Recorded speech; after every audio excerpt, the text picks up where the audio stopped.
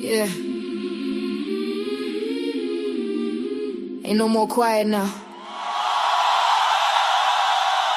Nah. Tell them run that back.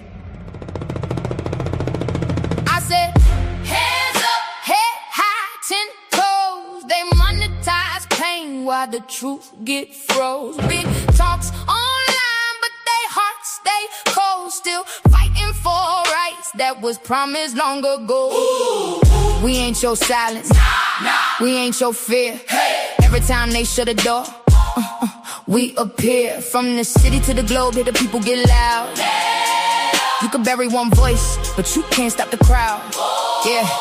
I'm from the side where the pressure make diamonds, where mothers pray hard cause the system stay violent. Kids learn trauma before they learn signs. Politicians campaign while communities dying. Look, everybody tweeting, everybody streaming, everybody woke till the camera stop beaming. Truth don't trend when the money intervening. That's why the real ones exhausted and screaming. Big change, fake morals, podium capping. Whole lot of hashtags, ain't nobody action. Trying to sell the vision with celebrity distractions. Meanwhile, rights disappear through strategic reactions. Close schools, close polls, close cases. Still see hate written all on their faces. History repeating, just switching the phrases. Different decades, same games, new stages. And they wonder why the people don't trust.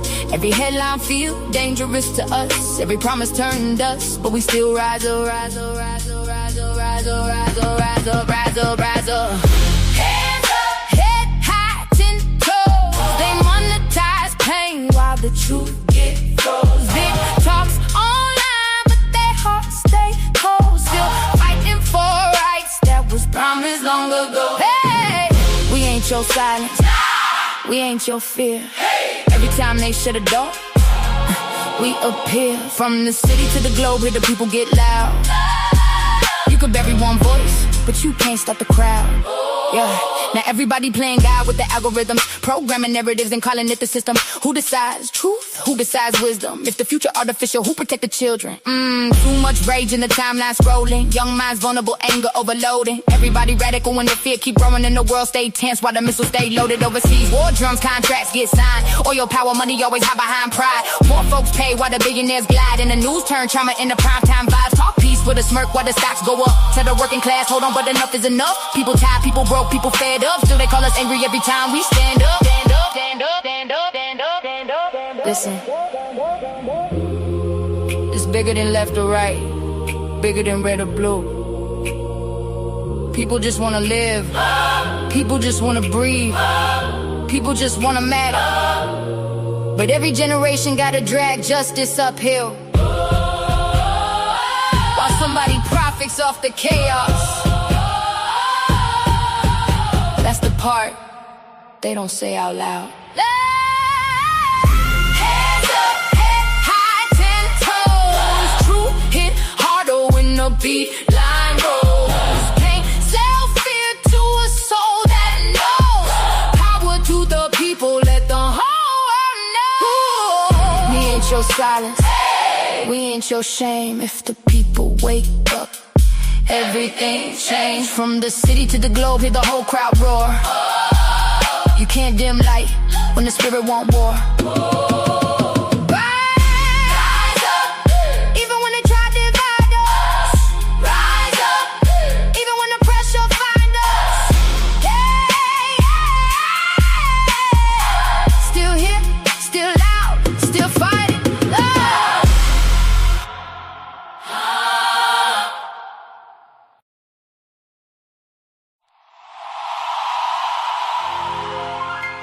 Before the crown,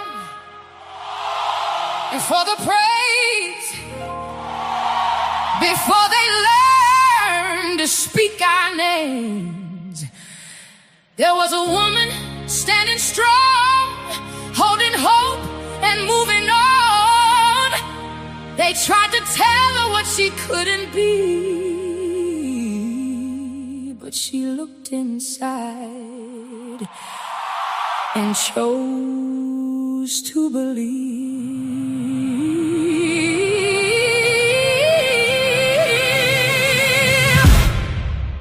She wore her beauty like sunlight, her strength like the rain. Smile through the struggle, dance through the pain. They said, know your place. She said, watch me rise, with the fire in her heart and a dream in her eyes. They judged her skin, they judged her face. They tried to make her feel out of place, but every scar became her art. Every wound strengthened her heart. Still beautiful, still standing.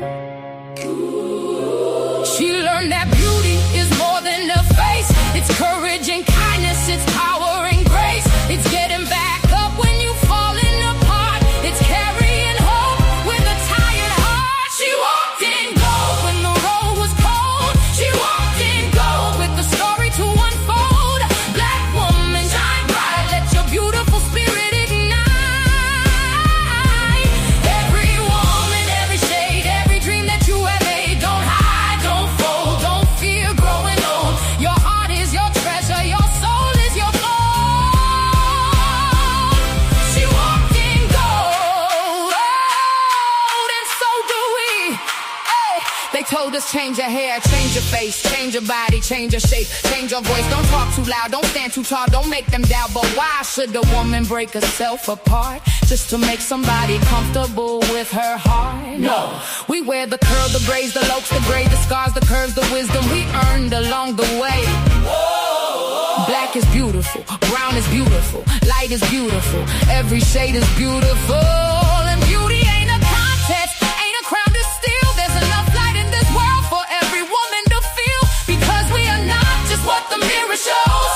We're the hands that build, the hearts that know. We're the mothers, the daughters, the sisters, the friends, the women who break what the past couldn't mend.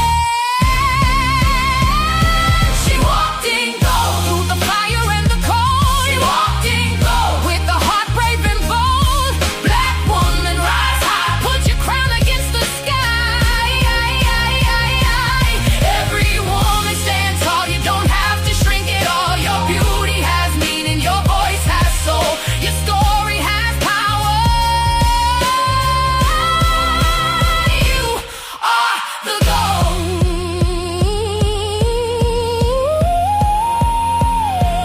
For the woman who cried in the dark and woke up still carrying her heart. For the mother who gave when she had no more. For the grandmother who quietly opened the door. For the girl who wonders if she's enough. Baby, you are, you always were. Your worth was never something they could give, and it was never something they could take. Who are we? Women, what do we? What do we carry?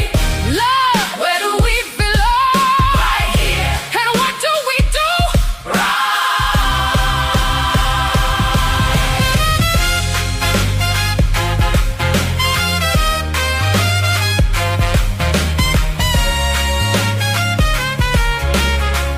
Come on, come on, come on, come on, sister. Step to the left, step to the right, turn around. Let your joy shine tonight. We fought, we loved, we built, we healed. Now, yes, like freedom is real. We carry the past, but we're not trapped there. We honor the struggle, but we're building with care. For every woman who came before, we open another door. For every little girl looking into the mirror, make tomorrow, make her dreams clearer. May she love her skin, her voice, her name. May she know she doesn't need to change. She walked in gold through the tears, through the years. She walked in gold through the battles, through the fears. Black woman, stand proud. Every woman, stand tall. There is room for every one of us to shine to the earth. No more hiding, no more shame, no more shrinking to fit their frame. We are history, we are tomorrow. We turn our pain into something we can borrow. Walked in gold. She still walks in gold. She walked in gold. And now we walk together.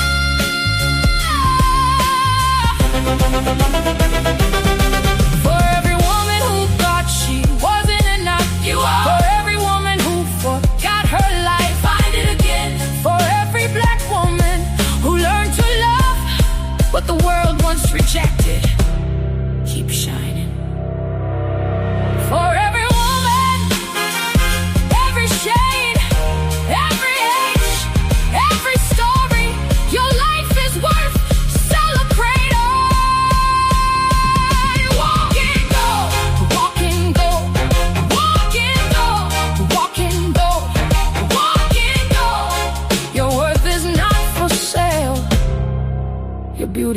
not up for debate.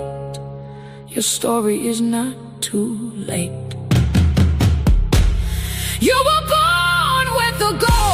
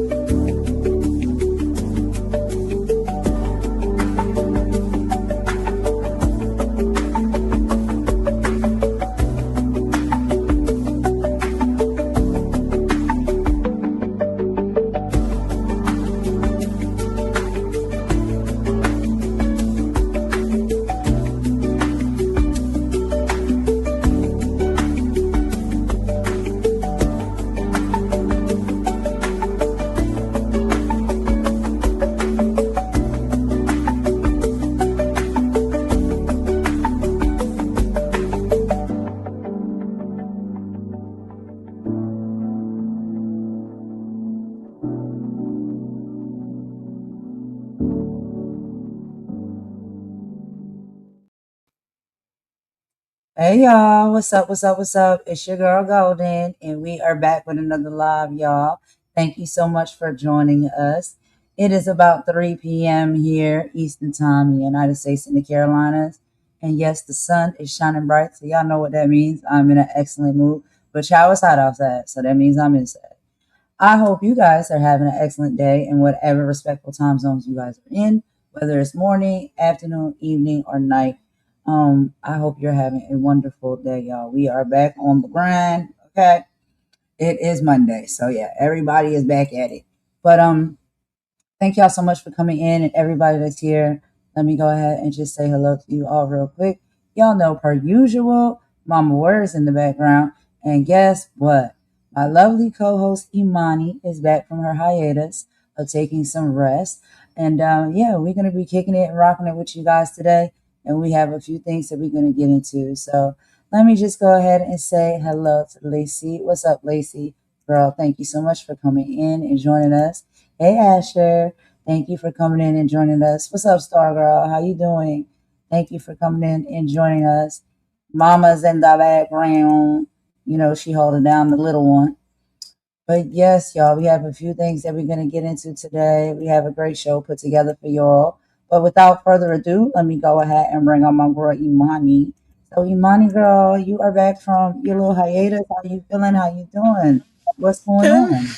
I'm doing good. It was nice not to have to think about the crap that goes on these YouTube streets for a few days. So, not saying that I had actual rest. I had some stuff that I had to do outside in the community, but I'm good. And yeah, when you're outside with people face to face, you realize there's a lot more going on than's here. So yeah, I'm good. I'm back. Yeah, I came back, turned on YouTube, and baby Jane Hudson was giving her repartee on what she thinks of me. You know, we're angry Black Panthers. We are a combination of things. And sorry, did it did I yeah. Angry Dusty Black Panthers. Zirconia. Dusty She's giving you Zirconia. It's given a real rundown of. Apparently, I'm COINTEL Pro now. Yeah. I'm a psyop that's been placed here. You are doing everything I say on the lives. That's why you're wrapping all these people up and dragging them for filth, because I'm the one that's directing it. Because you don't have a mind of your own and you don't do what you want to do. It's all down to me. Even the content, everything you do is down to me. So Baby Jane said I'm COINTEL Pro apparently now, and I've been placed here as a psyop. Listen, If I had an assignment, do you think I'd want to be here with these low rent bitches? My God.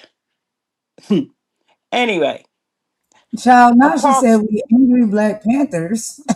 yeah, we're angry Black Panthers, and yeah, our content is crap. Our commentary is crap.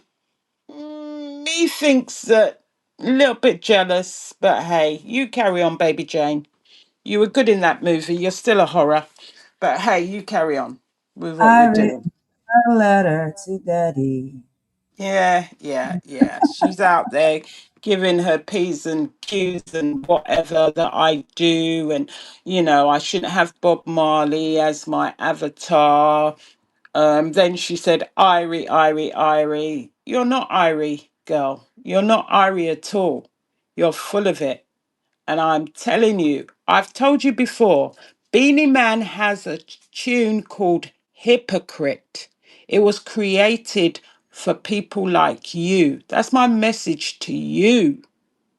My message to you is I don't give a flying F what you think, how you think of what I say. Because all you do is spend your time talking about people. That's why you've been kicked out of people's discords. That's why you were kicked out of people's chats when I first started. Because you're messy and you're full of it. And you've got nothing better to do.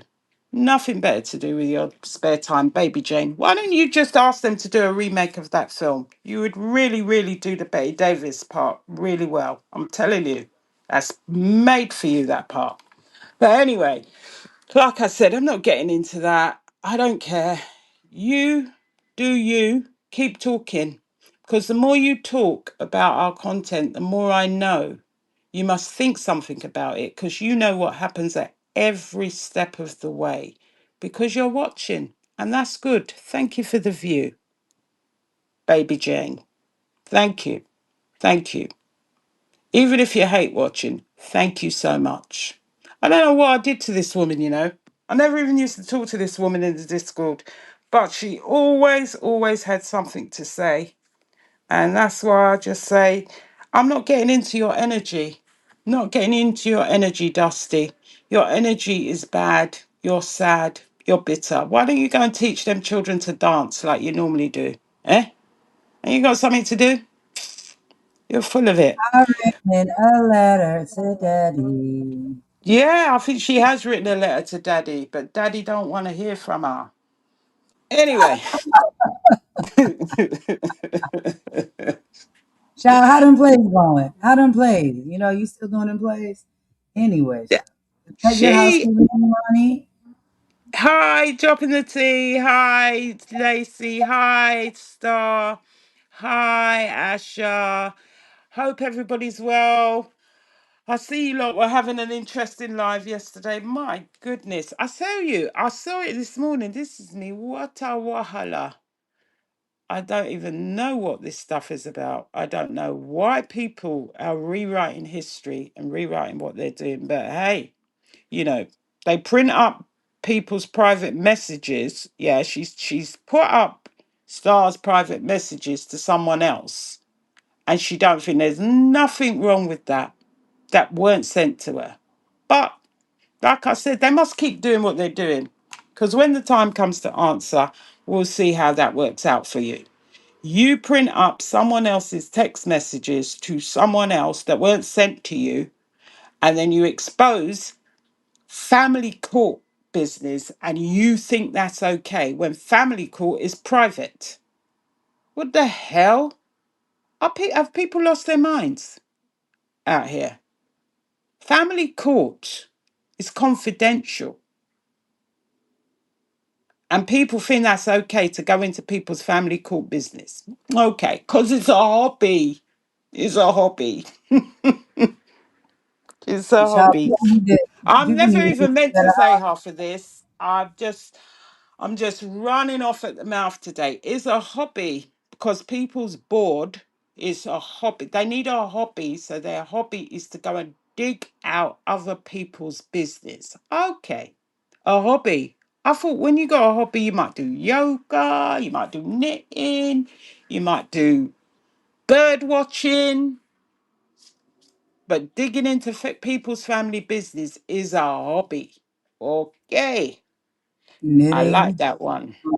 paint by numbers, something Yeah, like just yeah. craziness on this app. And you know why it's crazy? Because they don't realize there was a guy who was at Cambridge, and he had autism, and I think he had global delay, and he got a PhD. He got a PhD, and there were questions on plagiarism. Okay, this came out last month. He's been hounded on social media. He's had racist threats. He's had all sorts going on. And guess what? They found him on Friday. Trigger warning, he done alived himself because of the hounding he got on social media. And do you know the plagiarism has not even been proven? That man was 41 years old. 41 years old. And not to start this on a downer, but people need to check themselves. Check themselves. Check themselves and check what they've been doing. Because I hear people don't remember doing poverty shaming. But I remember someone going into someone's Amazon list, a person who's a single mother with 3 kids, and laughing because they wanted to order things that they need, which were practical. And they say, and then calling the person low life scum and Vicky Pollard. But people forget everything they did. Forget everything they did. Just like they forget that they played Jag calling your son what she called your son 3 times on their channel to prove a point. Because we're into the rewriting game here. Because nobody never did anything. Everybody just got up in the morning and was annoyed for no reason. Just annoyed. Annoyed. We're all annoyed for nothing because nobody never did anything. Because I go into chats when people are not talking about me for no apparent reason, even though the person said that I was stalking Mirth. And even when they were told, they were still saying I was stalking Murph, which is criminal behavior. Said I was going to take photos of his house, but they never did nothing. Not a damn thing. Yeah, all right. Yeah, okay. You lot carry on with that story. Because when your time comes to answer, that's when we see how much you really did. Yeah? Okay. Remember, cease and desist means you preserve all your evidence and you don't delete nothing, but you never did nothing. Never did nothing. Because this is the angry Black Panther talking. So carry on. Keep doing what you're doing. You're doing a good job out there. But apart from that, everything is okay. Everything is lovely. I written a letter to daddy. Yeah, everything's lovely. But Everything's yeah, lovely. was that your But I have got housekeeping something appointment? nice for you to say, because I can't let these negative Nancy's get in my Yeah, head. right. Negativity, negative Nancy's. That's all they do. Golden, golden.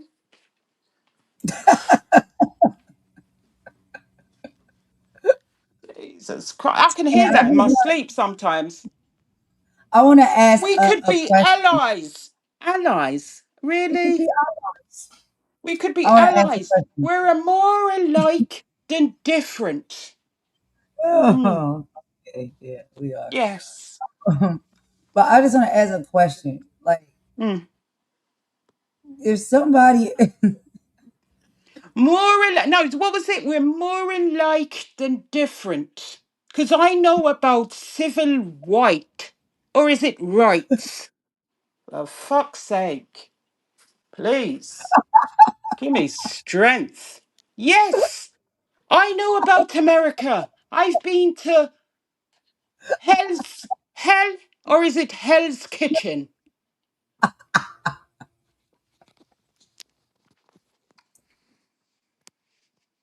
Sorry. No, Terrible you're good. accent. Terrible accent. But yeah. You do it I've better been than to me, hell. Or is it girl. Hell's Kitchen? Fuck's sake. Give me strength. Uh, okay. Sorry. Sorry. You got to get it That's out, it. girl. You got to get it out. You got to get it out. You know, I be getting it out. So speaking on Mhm, getting it out, mhm. okay, Golden be taking trips. You already know that. And I took two trips yesterday. Two trips. But what I will say, the first trip I took was very pleasant. We had a good time, great conversation. Now the second trip I took, child, again, I was tempted to be jumped. It ain't gonna work. It ain't gonna work. But it's all good in the game. It's all cool in the game. So my housekeeping is very, plain today. Okay. If people was around, which I'm pretty sure most people were, you seen these trips that I took, right? Here are the major things that I want to point out. The energy and conversations between two different platforms are literally like night and day. I see what's going on out here. I see these plays that is being made, and that's all I can really say. I just hope people pay attention to what is all being shown and exposed. Everybody, please use your best judgment. We have huge issues that are happening, right? And unfortunately and uncomfortably, sometimes we have to talk about racism. There's a lot of people that are deflecting, and that's just all I gotta say, as far as my housekeeping. I think it's very obvious if you listen to what was said, right? And you listen to the vitriol that these people have, when they say the things that they do. It's just like, am I crazy here? Like, are you not hearing what I'm? Are you not seeing this? Are you not like mic check 1 2 1 2? Like, is this thing on? Like T.S. Madison says, are we not seeing it for what it really is? And then they want to deflect it onto other people. And I just think that that's pathetic. It's really pathetic. It really is. But that's literally all I got to say on that. I'm not going to spend too much time on the housekeeping. You want to go ahead and just give a brief synopsis of what we'll be talking about on the live now, Imani, and move right on from this mess. Me? Is it me? Sorry. No, no, no. I know. I'll start. I'll start with the intro, You and I'm start, just saying. you start, you start, because I gotta get out of my I've got to get out of my accent now. Come. I just wanted to make sure that your housekeeping or whatever, and anything else maybe that you might want to say you were finished before we move on. So you're good. Me, I no, listen, all I can say, people, all I can say, and I've gone back to me London accent, all I can say is that what we got to do is ignore this BS. Don't get in their energy. Don't get in their energy. Who's got control over your peace? It's you. It's you. Don't hand it over to these other people, these other entities, because we spend too much time reacting to foolishness, reacting to what they say, their disrespect, rejection, criticism, whatever, gossip. And before we know it, we've given them 5 days of our peace.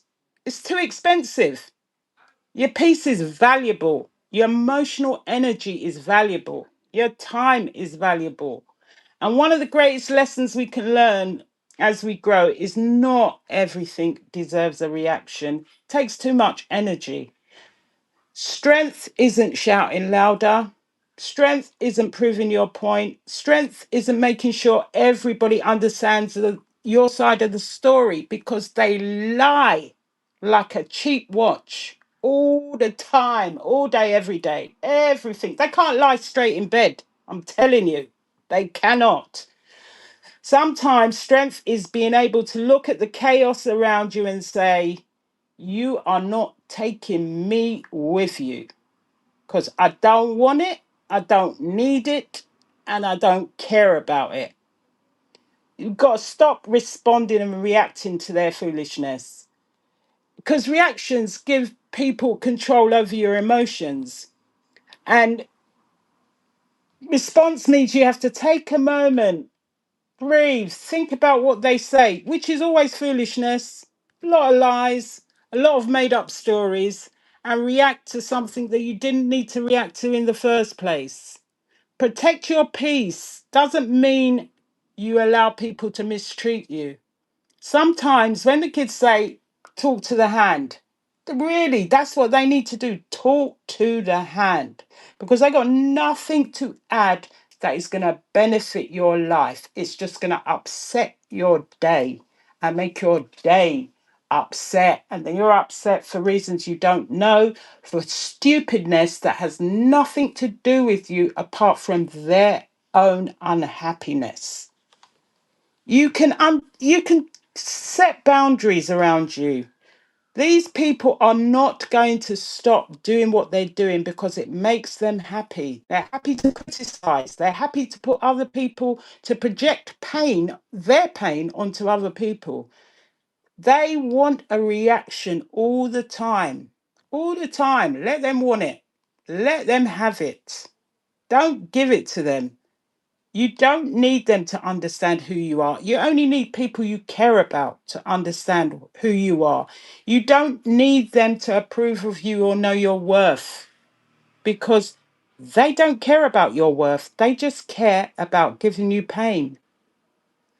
Just leave them be. Leave them in their corner. Leave them with their toxicity. We don't need it.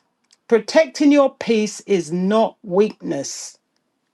Being calm is not surrender. And silence is not always defeat.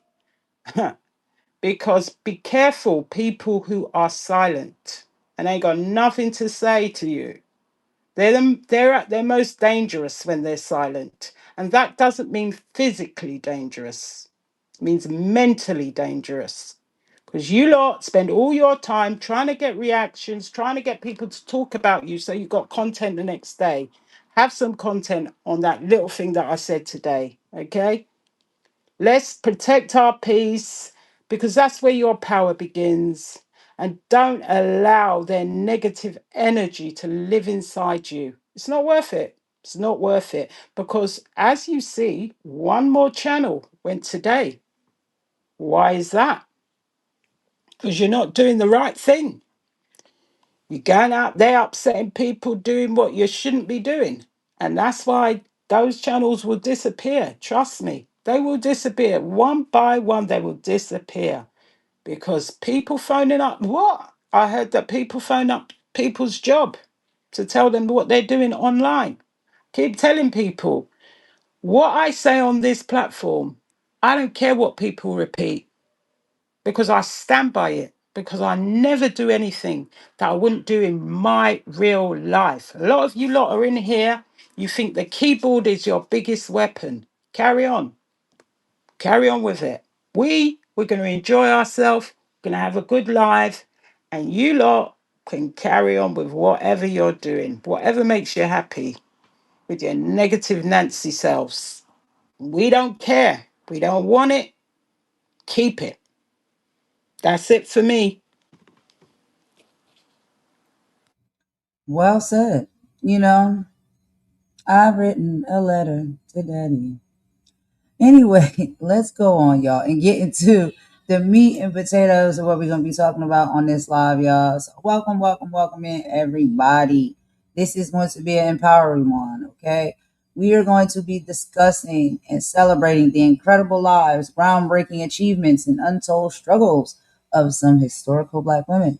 So we're taking a tour, right, through iconic entertainers like Dorothy Dandridge, Josephine Baker, and Lena Horne, very classic women within the entertainment industry, as well as a deep dive into women who passed for white, including Dinah Shore, Belle Costa Green, and others, just to survive or succeed in a world stacked against them. Then Imani will be leading us on the charge of the incredible trailblazers in business, science, politics, and finance, featuring pioneer Madam C.J. Walker, astronaut Dr. Mae Jemison, and Congresswoman Shirley Chisholm, and top investment leader C. Kim Goodwin. So today we will explore the complex history, power, and resilience of Black womanhood across generations. We are so glad that y'all are here with us. So let's jump right into it.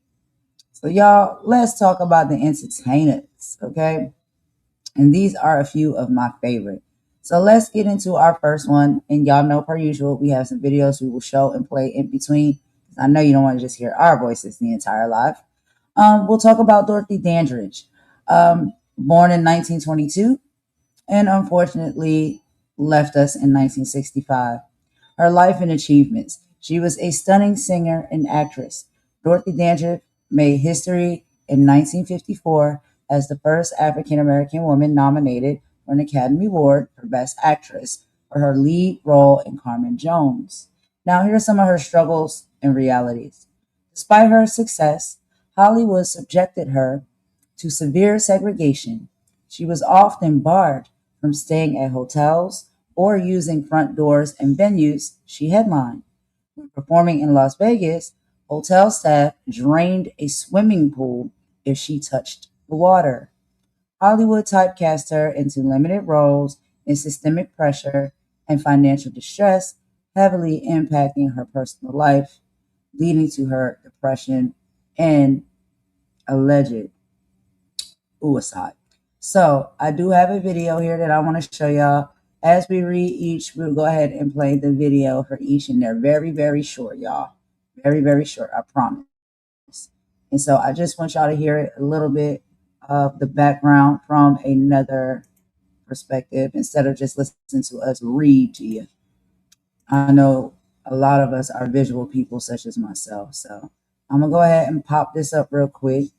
And while I'm getting that ready, Imani, that you have a few things that you wanted to add, or we get all of this set up because you know StreamYard be moving real slow.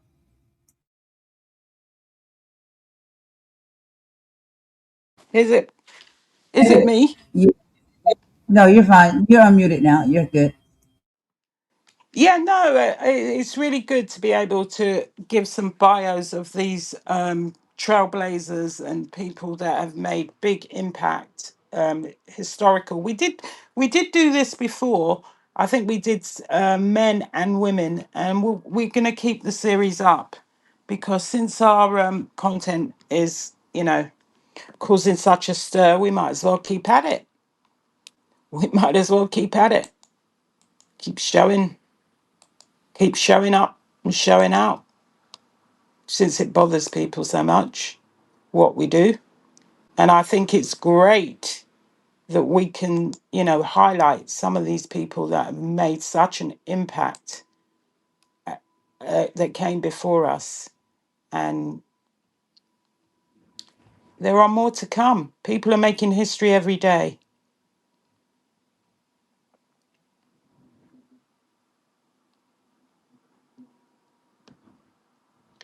Are you there? Yeah, I'm here. Give me just a second. Sorry, StreamYard sorry. is acting weird. Hold on. No, you're fine. It's just I'm trying Yeah, to figure out how she was to. only, she died at 42 years old. Wow. Yeah, she actually passed very young, and there was a lot of stress or whatnot, on her for different reasons, especially at that time.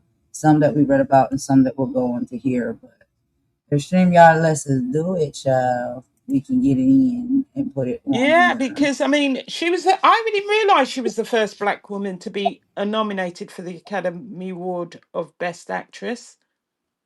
Hmm. She sure was. She sure was. So let me go ahead and get this reset. All right, hold on, y'all. My bad. And she was a It's not single me parent as well. of a autistic child.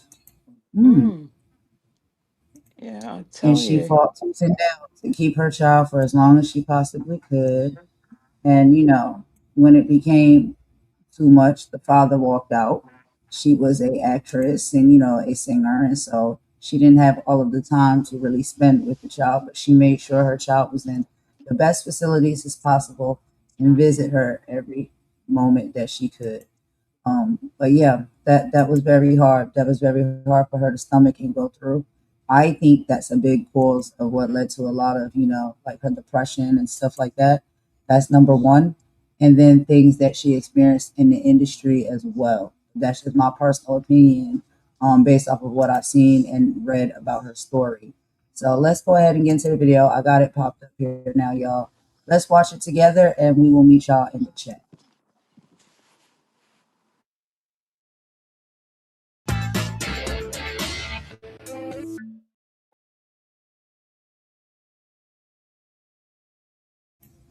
All right, y'all. So that was just a brief rundown of some things about, Dorothy Dandridge and what she went through during her time being a singer and an actress in the industry way back in the day.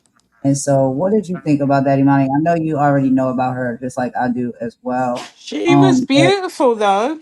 She was really yeah, beautiful. Really, really beautiful. Beautiful woman. yeah, she Sad was. story. And the Went through a pressure lot. as well of bringing up, a child that had neurological problems and, being single and trying to work. It's like a same story, different day, isn't it? But it must have been much harder because there probably wasn't as much help and as much resources as you can get now. So that must have been a struggle for her. Right. And just like you said, the doctors back then, they didn't know a lot about these different type of conditions and how they can be aided and assisted, for the child to have their best functionability or whatnot.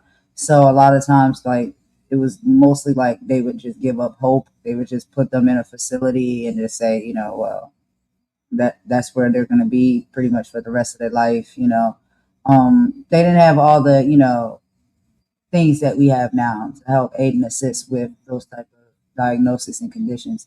And I believe that that was probably the biggest thing that broke her heart. And at that time, while she was, coming to the conclusion that this is the predicament that her child is in, the husband, the father, he didn't like the fact that the child was in that predicament and he left and he walked out on her. And I believe that was the second most heartbreaking thing that happened to her.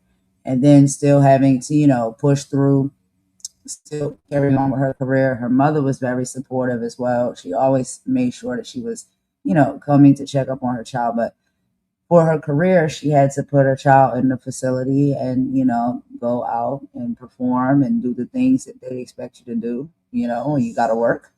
And that probably took a toll on her and bad relationships as she navigated that space, that she was, getting into and out of. So, just a woman's journey, you know what I mean? Sometimes, not all the time, but sometimes it's like I think many women can attest. And she did have, some good friends and I think it was like not her producer, but like he discovered her, I guess. And he fell in love with her, but she didn't realize that he loved her as much as she did, And she got life got the best of her. Let's just say that life got the best of her, and some things happened. Now we know what the reports have said historically, what happened, and sometimes now knowing what we know about the industry, we can't never be sure. But I think it was just a depression got the best of her. Life and things like that got the best of her. But she was very beautiful and very talented. But anyway, y'all, moving on, because I don't want to hold y'all too long, we're going to get into the next one. So we'll talk about Josephine Baker. She was born in 1906 and left us in 1975. Her life and achievements were she was born in St. Louis. Baker became an international superstar after moving to Paris in the 1920s. Beyond her iconic dance and singing career, she served as a French resistance spy during World War II, smuggling secret military codes in her sheet music, and earned the French Croix de Guerre, and I don't think I said that right. She was also the only official female speaker at the 1963 March on Washington. Now, some of her struggles in reality was Baker fled the United States to escape pervasive Jim Crow racism, finding freedom in France that was denied to her at home in the States. When she returned to perform in the US during the 1950s, she faced refusal of service at elite venues like New York's Stork Club and was targeted by the FBI for her vocal civil rights activism. And I do got a video I can show y'all for this as well. Before we get into that, did you have a few things you want to add, Imani, or you good? And Well, I know. yeah, I mean, she's an icon because she transformed herself from poverty, from Missouri into an international icon. And she used her fame to fight fascism and racism. So she wasn't only a star, she actually had a voice and she spoke out at a time when, you get people today who are too afraid to speak. And there she was back in those days speaking out, being targeted by the FBI, but she didn't care. She and she refused to perform for segregated audiences, and she used her fame to challenge these things, and I think that shows her strength as well as her talent. She wasn't afraid to speak. There are many people these days that are still afraid to speak in these times. I agree. And it reminds me a lot of Billie Holiday as well, who also did the same. She put her activism for what was happening back then into her music, her lyrics, and her songs. And she also was equally targeted by the FBI. So let's go ahead and get into this video real quick. And we might add, or, add that one in if we don't go over in time. We may add in a little bit about, oh, excuse me, y'all. My throat is dry. Let's get into this video. Let me get some water and we'll be right back.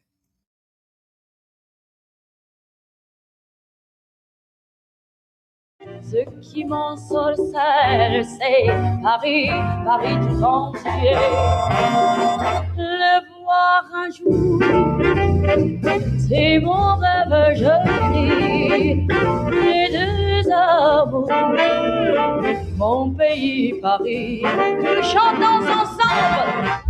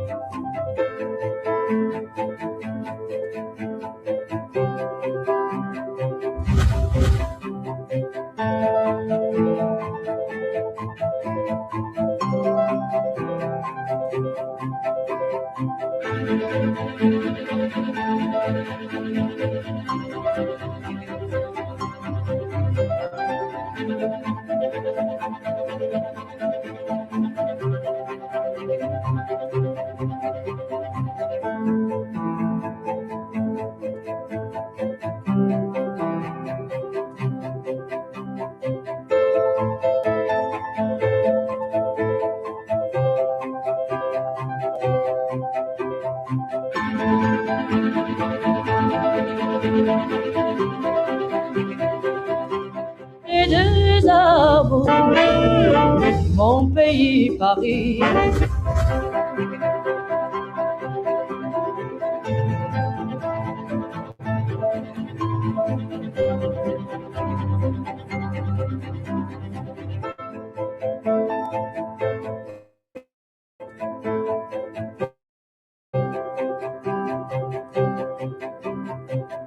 C'était très bien pour le maquis, les maquisards. Tout ça a commencé ici. J'ai continué jusqu'à la liberté complète de la France.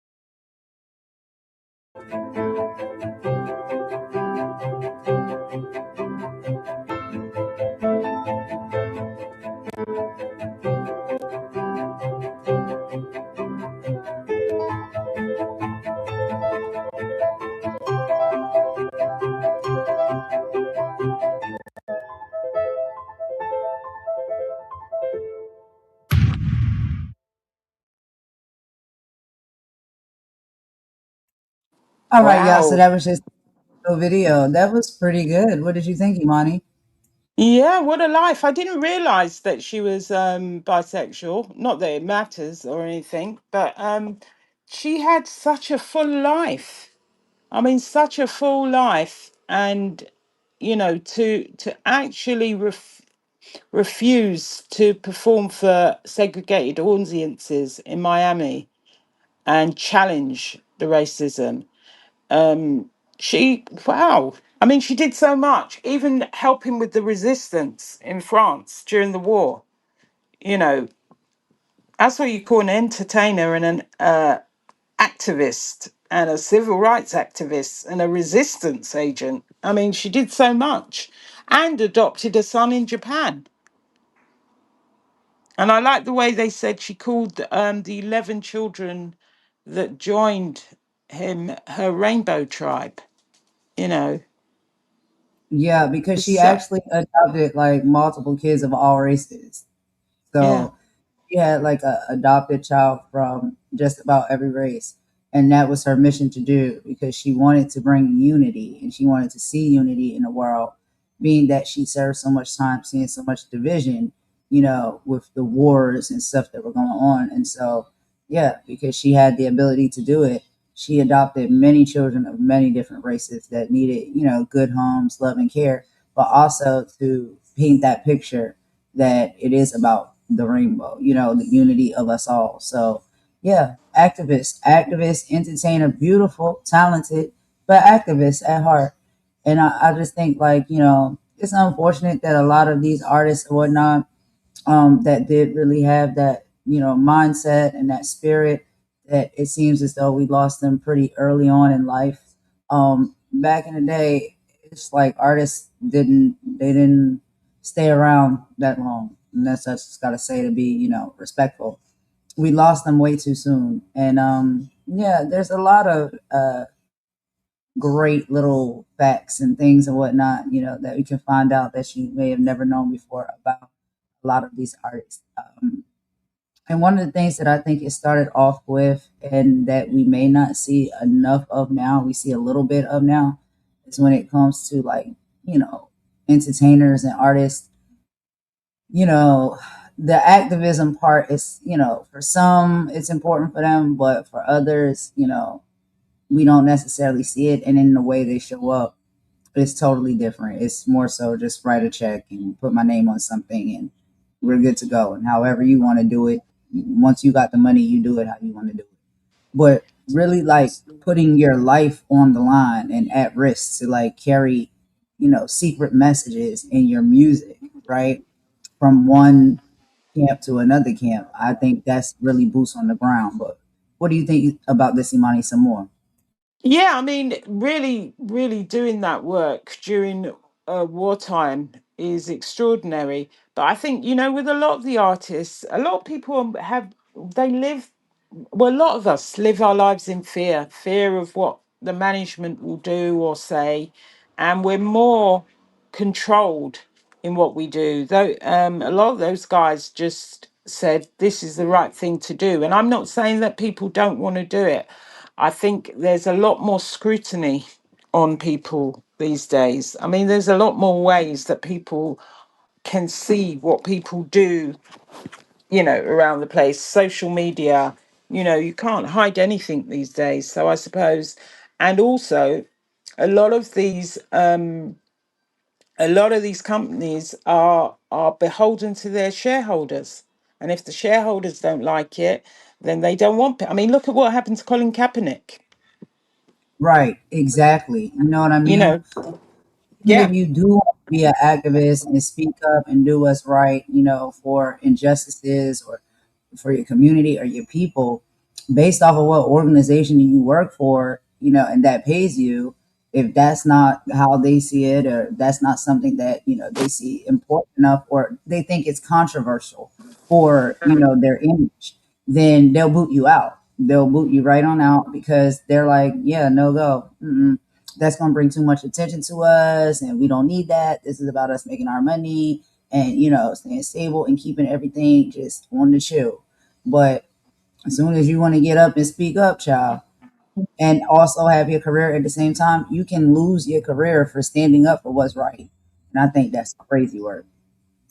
Yeah, I mean, watching that thing, that show Colin in black and white, you realize I didn't realize he was adopted until I watched it, but you realize how his upbringing shaped him to do what he did. If anybody hasn't seen it, it's on Netflix still. Please go watch it, Colin in Black and White, because if you see what happened to him from growing from being as him and his brother, I think, were adopted by the same family, I believe. Don't quote me on that because I need to double check it, because they don't talk about as much about the brother, but watching him grow up and the things he faced with his Caucasian parents, and the things to do with his hair, things to do with being in a traffic stop, getting a driving lesson. You got to watch it. I mean, they're 6 episodes and they're only about 30 minutes each, but it's a really good program. It doesn't go into what happened later on with his protest, but as much, but it's more about his youth and whether or not he was going to play baseball or football. It's a good show. Really is a good show. Just gives you, very many insights in each episode of why he became the man he was and why he became the activist that he is today. A great show to watch. I would advise anybody who hasn't seen it to go watch it. And that is on my docket. I'm gonna be watching that one, and I put the link in the chat for y'all. If you want to go ahead and click on that, it's just the Google link, so it'll take you and let you know where it's being streamed. It's definitely on Netflix, but it's probably on other platforms as well. So if y'all want to check that out, it's a really great documentary, and I'm gonna watch it. Imani told me a lot about it, and that's couldn't be further from the truth. It's like what how you're raised, and what you go through in life, it shapes you to be the adult that you are, and have the values that you hold, and do the things that you do, speak the way that you speak, fight for the things that you fight for. It's an extreme, heavy, reason why a lot of people are, who they are as the adults they become. And, he was adopted by Caucasian parents. Is that right, Imani? Were they both Caucasian, or was it one was Caucasian and one was not? No, Or they they were both were both Caucasian, and it's a docu-film, or series, docu show, but a docu series. yeah, and it was a good show. It's not too disturbing. It's just every episode there's like an enlightening thing that you see, or a few things that you see throughout the docu-film. I'm not going to do any spoilers for those who I haven't know, seen it. no spoilers. No, I'm Spoiler. not doing any spoilers, but it's a good show. It's a really good Yeah, show. Like I said, it's one because it's only half-hour episodes. You watch it and you go, "Wow, okay, I didn't know." There's a lot that you find out about how he grew up. But yeah, it's a good show. I love it. So now we're gonna go ahead and get into our next topic, y'all. Well, our next woman. And so the next lady we will be speaking about is Lena Horne. She was born in 1917 and she passed away, unfortunately, in 2010. But she did have a longer life more than others. And her life achievements were a groundbreaking singer, dancer, and actress. Lena Horne signed a landmark contract with MGM in the 1940s, paving the way for Black performers in Hollywood. She achieved legendary status with her performance of Stormy Weather and spent decades performing on Broadway, in film, and on television. Now, some of the struggles and realities of her life was that Horne refused to take roles that stereotype Black women as domestic workers, leading Hollywood studios to strip her scenes from films so they could easily be cut out when screened in the American South. During World War II, while entertaining troops, she famously walked off stage after realizing that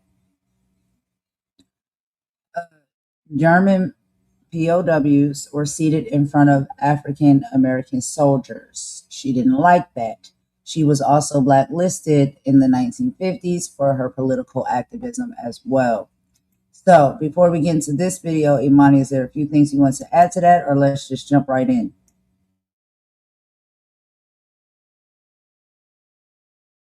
You can unmute. Yeah, that's an interesting one. The POW sitting in front of the black soldiers, man, I tell you. But yeah, like you said, she was blacklisted in the 50s because of the Red Scare or the communism scare, and her political associations contributed to her being blacklisted. And yet another person that fought all the way and objected when she thought it was the right thing to do, which cost her in her career. But yeah, I remember her performance, watching her performance, not live, by the way, because I'm not that old, of Stormy Weather. Love watching her sing that. But her rejection of the stereotypical roles for black women was, once again cost her, but she didn't care. She wanted what she wanted and she fought for what she wanted. And, she was a great star, great star. Only just, recently passed, which was 2010. She fought to determine how a black woman would be represented on screen rather than allowing Hollywood to determine it for her. That's why she is once again an icon that we should all remember. Absolutely. So many historical icons. And that's just what we wanted to bring to y'all today. And I know a lot of you out there may know, y'all might know some of these names, some of these people, and some of you may not. But these women really were fighting for equality, justice, what's right, their image, freedom, all of the things that we have seen historically through time that we've had to fight for. These were women that were fighting for these three happening to be at the same time within the entertainment sector. So I thought that was pretty cool to bring to the platform in the forefront today. But let's get into this video real quick, y'all, and we'll meet y'all over in the chat, and then we'll be moving right along to our next segment after a song break after this. The scenes, Lena Horne was struggling through constant racism, abusive relationships, and plenty of resentment. Lena Horne wasn't your average old Hollywood star. A trailblazer in every sense of the word, the singer and actor made a name for herself during a difficult time in Tinseltown history. Born on June 30th, 1917 in Brooklyn, New York, she started her professional career at 16 and worked in the industry for over 60 years. From a very early age, Horne learned that she couldn't depend on her parents. Her father, Edwin Teddy Horne, was a banker and professional gambler, while her mother, Edna Scottron, was an actor. From the moment that Lena was born, it was clear that Teddy would become a transient figure in her life, as he was reportedly away gambling during her delivery so as to be able to pay the hospital bill. Lena's parents separated when she was 3 years old. As detailed in the biography Stormy Weather, Teddy Horne faked sickness to convince his wife that he had to travel west. Soon afterward, Edna also left, as her dreams of A-list success preceded her desire to be a mother. With both of her parents gone, Lena's grandparents took her in, and she remained with them until she was 15.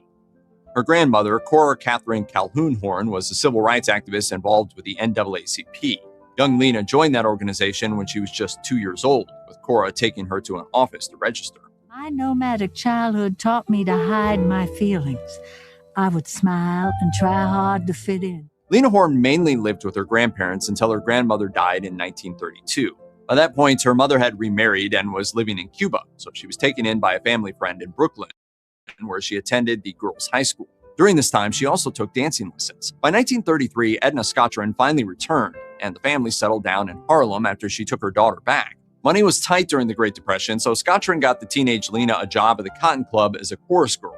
The white-run Harlem establishment banned black guests, and the pay was abysmal. Horne made a mere $25 a week, even though she performed 7 nights a week, 3 shows per night. The upper-class patrons weren't especially courteous to the performers, and as Horne recalled to the New York Times in 1981, the conditions were really terrible. We couldn't even use the toilets, which was for the customers. They just want to make you work. Edna Scottron put her lofty career goals above her parental duties. And after Lena Horne first tasted success, her mother became incensed. In 1940, Horne was really starting to make waves in the entertainment industry, well after Scottron had given up on her own dreams. After Horne appeared in the 1938 musical film The Duke is Tops, her mother scheduled a meeting with her in Los Angeles. She asked her daughter to arrange phone calls with producers so that she could finally become a star. When Horne refused, Scottron threatened blackmail by bad-mouthing her to the press. As Horne recalled in her memoir, she eventually came up with a solution with the help of a lawyer, and her mother returned to Cuba. By the time Lena Horne was 19, she had met the man who would become her first husband, Louis Jones. As she recalled in her memoir, Lena, "I thought he was the nicest thing in the world. After dating for just 3 weeks, Jones proposed, but Horne's mother was furious. However, Horne realized that marriage would lessen the grip her mother had on her, and the wedding happened on January 6, 1937. Alas, the relationship suffered as Jones struggled to find stable work and became verbally abusive. Less than a month into their marriage, Horne became seriously regretful. Unfortunately, she was also pregnant, and leaving wasn't really an option. In 1940, she was finally breaking through with her singing career, and by 1944, she was able to divorce Jones. Lena Horne made her Broadway debut in 1934 after snagging a small role in Dance with Your Gods, but she paused her career after marrying Louis Jones in 1937. After they separated in 1940, she decided to give showbiz another try, as she joined the Charlie Barnett Orchestra, a predominantly white swing band. Alas, time on the road proved to be a struggle. After singing at various venues, Horne was forbidden to socialize with the audience and other band members. The hotels were also segregated, so Horne slept on the tour bus until Barnett told his manager that something had to change. As Barnett recalled, "Our band manager would go to the hotel desk, order the rooms, jabber to Lena in Spanish double talk. Then he'd tell the desk clerk, our Cuban singer would like a single room and a bath." But this was merely a temporary solution, and Horne was sick of dealing with racism. After a few months, she left the band and returned to New York, where she landed a gig at the first racially integrated club in the city, Cafe Society downtown. But I also like the fact that my young grandchildren don't think it was as bad as I thought it was. In 1941, Lena Horne moved to Hollywood and began to rub elbows with the industry's finest. This included dating such big names as filmmaker Orson Welles and bandleader Artie Shaw. During this time, MGM studio head Louis B. Mayer was being pressured by organizations such as the NAACP to give black actors more varied film roles. NAACP Executive Secretary Walter White managed to get Horne a meeting with Mayer in 1942, which resulted in the offer of a 7-year contract. Horne took the deal, making her the first black performer to land such a contract with one of the big studios. We've never had anybody like you in the movies. Horne refused to play stereotypical roles, but that decision wasn't without controversy. Furthermore, her contract made fellow black stars irritated at the prospect of losing out on roles. As Horne herself recalled, "My signing this contract and their hearing that I would not do a certain kind of work got me into a lot of trouble with black actors. The very fact that I was one of the first to know, I was isolated right away because there was no niche for me." Lena Horne's long-term contract with MGM was undoubtedly a worthwhile achievement, but frustration and loneliness soon followed. Audiences began to wonder if she was white or black. When she filmed her first movie with MGM, 1942's Panama Hattie, the studio asked her to pass as Latin. According to Horne, "When my own people accused me of trying to pass, I was furious and I felt more isolated than ever." As detailed in the book Icons of Black America, MGM believed that Horne's skin tone should be darker on camera, so they hired a makeup artist to create a foundation called Light Egyptian so that she could match her co-stars. Several years later, Horne was vying for the lead role of Julie in the 1951 film Showboat. The character was described as having the same lighter skin tone as Horne, but she ultimately wasn't able to land the part. Instead, MGM chose her close friend, Ava Gardner, as they felt it was too risky to give a black woman the starring role. Ironically enough, they ended up putting dark makeup on Gardner that had been created for Horne. Horne's refusal to play stereotypical black roles was met with resistance from her studio. Throughout her time with MGM, she found work in various films, but the only two in which she actually had speaking roles were Cabin in the Sky and Stormy Weather, both released in 1943. For the most part, she was mainly cast as a singer. As Horne once quipped, "They hadn't made me a maid, but they hadn't made me into anything else either." This lack of meaty roles was due to the fact that MGM was trying not to offend audiences in the South. Horne was relegated to singing parts so that scenes could be cut before playing in certain theaters. Her most groundbreaking role was set to be in Cabin in the Sky, the first all-black musical since 1929. The film initially featured an infamous scene with Horne in a bubble bath, though it was eventually cut. When Horne realized that MGM would never offer her a leading role, she chose to focus instead on her nightclub singing career. She headlined shows in America and Europe, but she also continued to suffer through hardships. Part of that struggle was due to her reputation for leftist politics. In addition to her longtime association with the NAACP, Horne became friends with activists like Paul Robeson and W.E.B. Du Bois.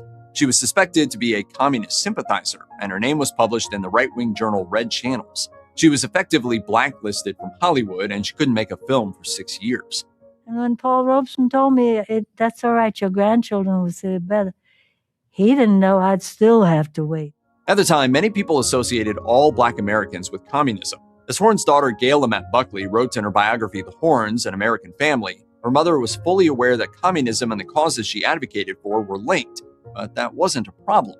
In any case, Horne had to get off the communist list to maintain her career, so she wrote to a union and met with right-wing columnist George Sokolsky, who cleared her name. But she also stood her ground as she declared that while she would steer clear of communist organizations, that wouldn't stop her from speaking out about racial injustice.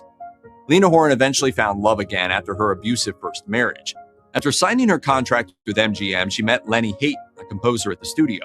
The pair crossed paths at various events, but it wasn't until Horne finished shooting 1943's Stormy Weather that sparks flew. As Horne wrote in her memoir, "I can hardly claim that ours was love at first sight." To avoid disturbing her children, Horne initially didn't bring her new flame home. Plus, Hayton was white, and interracial relationships weren't exactly widely embraced at the time. On top of all that, Horne was struggling with her mental health, and suddenly living in the public eye while going through a divorce and raising children was obviously challenging. Thankfully, though, Hayton stood by her and offered whatever support he could. 4 years later, a gleeful Horne accepted Hayton's proposal. However, due to state and federal laws prohibiting interracial marriage, they had to go abroad, and so they married in December 1947 at the City Hall in Paris, France. Alas, some members of Horne's family stopped speaking to her after hearing that she'd married a white man. Interestingly enough, Horne eventually revealed that she initially began dating Hayton to boost her career, though she grew to love him. As she told Ebony, it turned out to be a perfect marriage. Lena Horne remained busy in the later years of her career, and in the 1960s, she also became even more active in the civil rights movement. But then she suffered 3 devastating blows in her personal life. In 1970, her father Edwin and her son, also named Edwin, both died. A year later, she lost her husband, Lenny Hayton, after nearly 25 years of marriage. Hayton died suddenly from a heart attack, while her son Edwin had developed kidney disease. As she later noted to Ebony, "At first, of course, I thought that this is it. This is the end of me. But the 3 had not left me helpless. Both my son and my father knew they were dying the last 4 years, and they'd prepared me by giving me their thinking. Their dying speeded up my training." After these losses, Horne retreated from the public eye, but just a few years later, in 1974, she starred on Broadway alongside Tony Bennett. And then in 1978, she starred as Glinda the Good Witch in the film adaptation of The Wiz. She returned to Broadway in 1981 to star in an autobiographical show, which won her a Tony. Ultimately, Horne came to believe that the loss of those 3 men in her life benefited her career.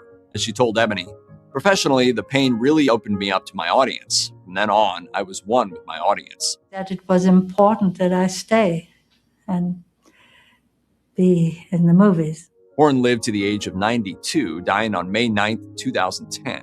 If you or someone you know is dealing with domestic abuse, you can call the National Domestic Violence Hotline at 1-800-799-7233. You can also find more information, resources, and support at their website.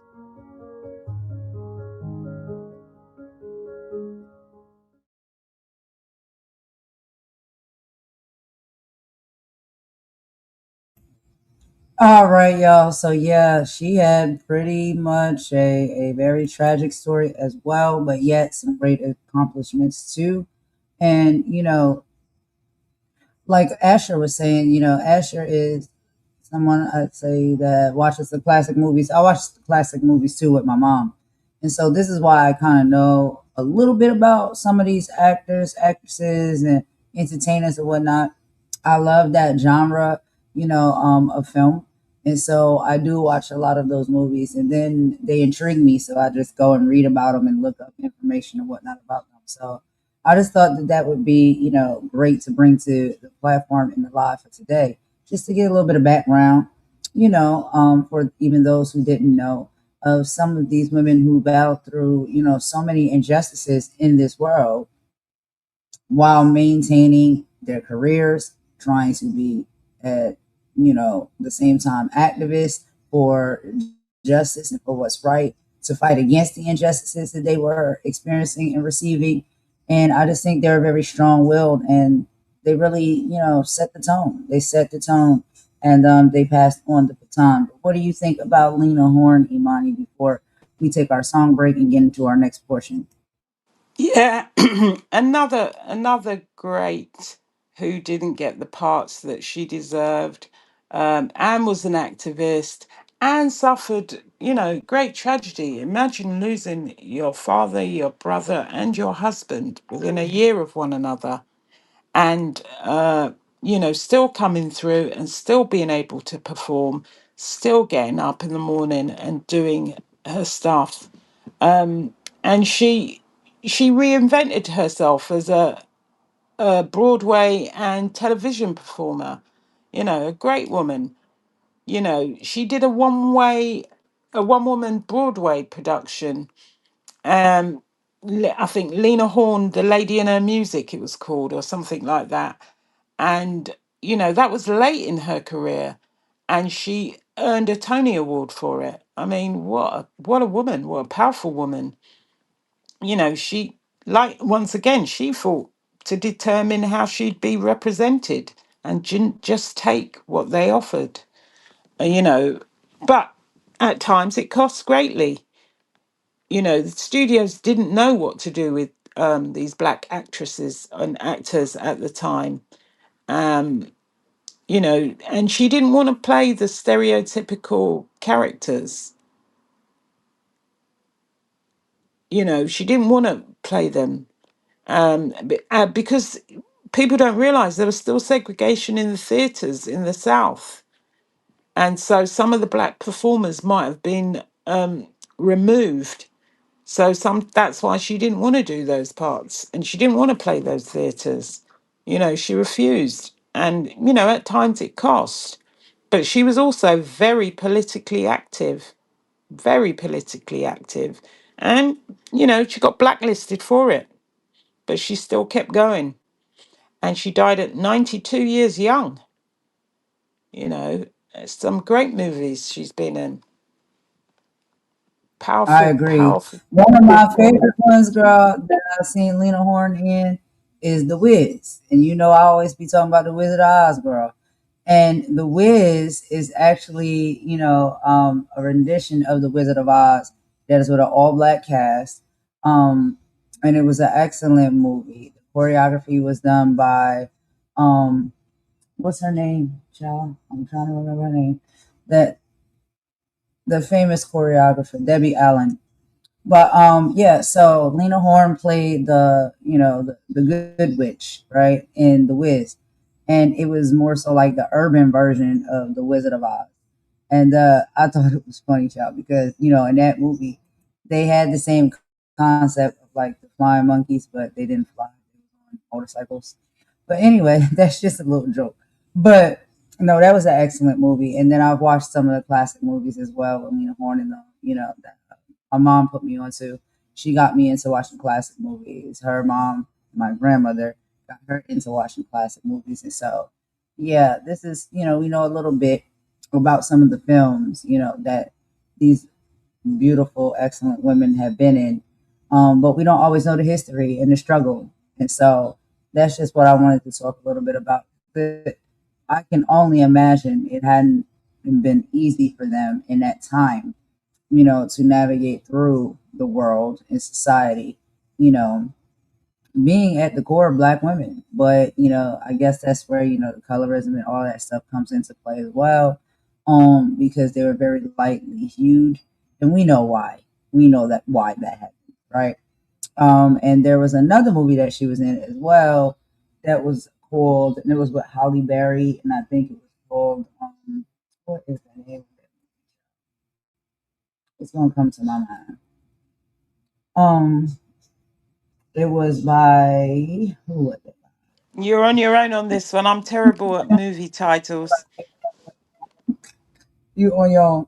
No, it's gonna come to me. It's gonna come to me. But it was with Halle Berry. But anyway, the whole story about it was the young girl or whatnot that Halle Berry played. She was biracial, right? Because she was a product of the plantation owner, which was her white father, and one of the black slaves that was her mother.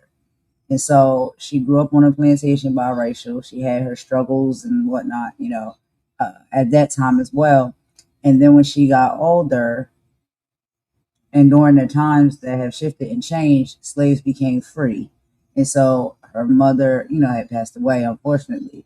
But, you know, she didn't no longer have to stay on the plantation if she didn't want to, because technically she is still a slave. She wasn't considered to be like a kin. She was still considered to be a slave. I And remember she that didn't know what, movie. yeah, Sorry. it's I'm gonna find the name of it for y'all. Yeah, I do remember But that yeah, movie. it's I remember her yeah, leaving the Queenie. plantation. Yeah, I think it's was it Alan somebody Alan somebody. I'm gonna find his name, but yeah, the movie is Queenie. That's the name of it. And so yeah, Yeah. she was a biracial girl, trying to navigate through the world. You know, back in those times, not now, but back in those times, and she loved her family, and they always treated her like a slave, even though she actually was part of the kin. And then she did wind up leaving, and she had to, you know, find her way. And she made it to this city or whatnot where, you know, there was a possibility that if you were very lighter hued or lighter skinned, you could pass for being Caucasian. And Lena Horne played the role of this lady that was running or working in the soup kitchen or something like that. And she found her way there, and when she got there, she connected with her because Lena Horne could identify that she was biracial, right, and not all the way white. And so she tried to teach her the ropes on how to be passable and how to live, you know, like without, you know, under the radar or whatnot, and more comfortably, just more so identifying as white because you can pass to be white. Um, and yeah, that was a good movie. Yeah, Queen by Alex Haley. There you go, Asher, the author of Roots. There we go. There we go. Thank you so much, Asher.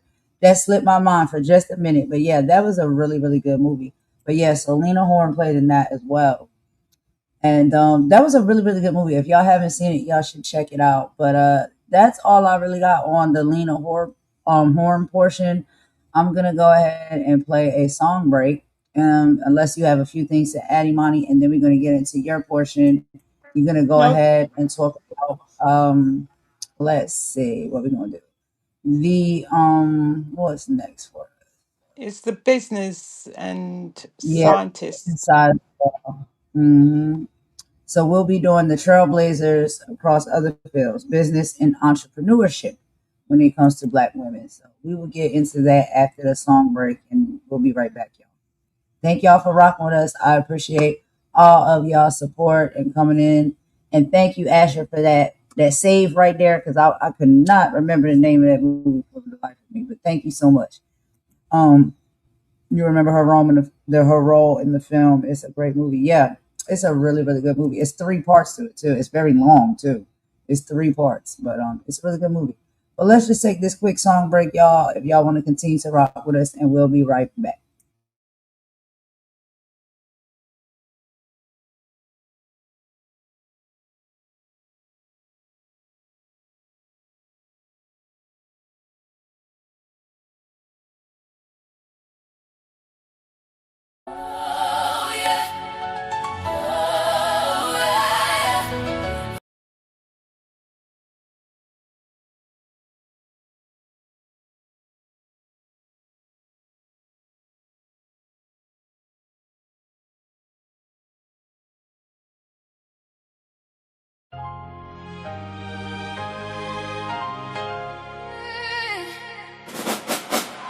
Sometimes life don't break you. It introduces you to the version of yourself God always knew was there. Yeah.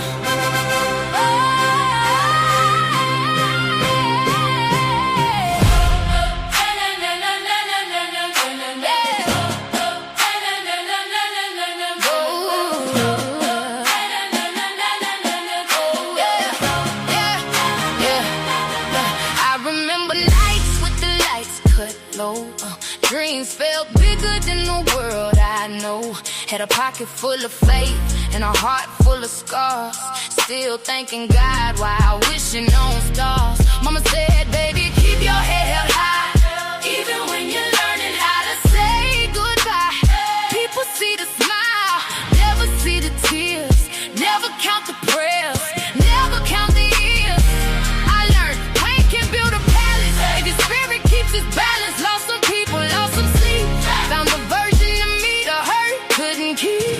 Yeah, keep going. Don't stop. God got me. I hear you. Every closed door made another hallway. Every broken heart made another story. Every setback was preparing glory. I wasn't buried, I was planted. Let's go. I'm gonna find my happy again. Even if I gotta cry before I grin. They couldn't steal what heaven put within. I keep rising again and again. Again, again,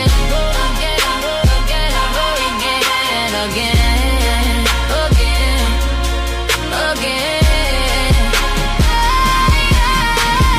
Find your peace, find your light, keep believing, you'll be alright. Find your peace, find your light, keep believing, you'll be alright. Find your peace, find your light, keep believing, you'll be alright. Find your peace. Yeah. Sometimes healing don't look pretty. Sometimes grace gets real gritty. Sometimes faith sounds like silence. Choosing love over violence. Every mountain made me stronger. Every season lasted longer. But somehow I kept breathing, even when I stopped believing. See, the mirror started changing, not because my face was different. My soul finally caught up with what God already envisioned. You don't need permission to become who you were born to be. That's freedom. Talk to him. That's right. Stand up. No fear. Keep walking. Who told you you were broken? Convinced you your story was over. Who said your value depended on somebody else's opinion? No. You still chosen. You still worthy. You're still breathing. That means tears and bending hands up. Lift your head. Hope ain't dead. Hope ain't dead. Hope ain't dead. Love yourself. Heal yourself. Trust yourself. I wear my scars like medals now. No matter how, ain't no more settling now. Every chapter built another queen. Every valley made my vision clean. I'm not running from yesterday. I'm thanking it without those storms. I never know how strong the roots could get. And I'm planting seeds instead of pain. Teaching hearts how to love again. Maybe that's what purpose is. Turning your survival into somebody else's host.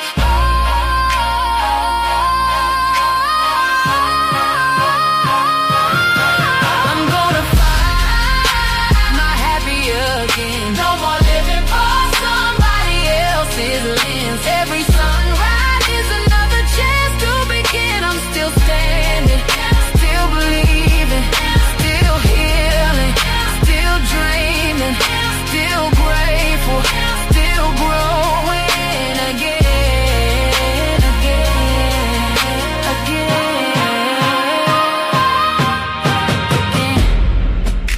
Your beginning doesn't decide your ending. Your pain doesn't erase your purpose. Your losses don't cancel your future. If you're still here, there's still joy waiting for you. Find your happy again.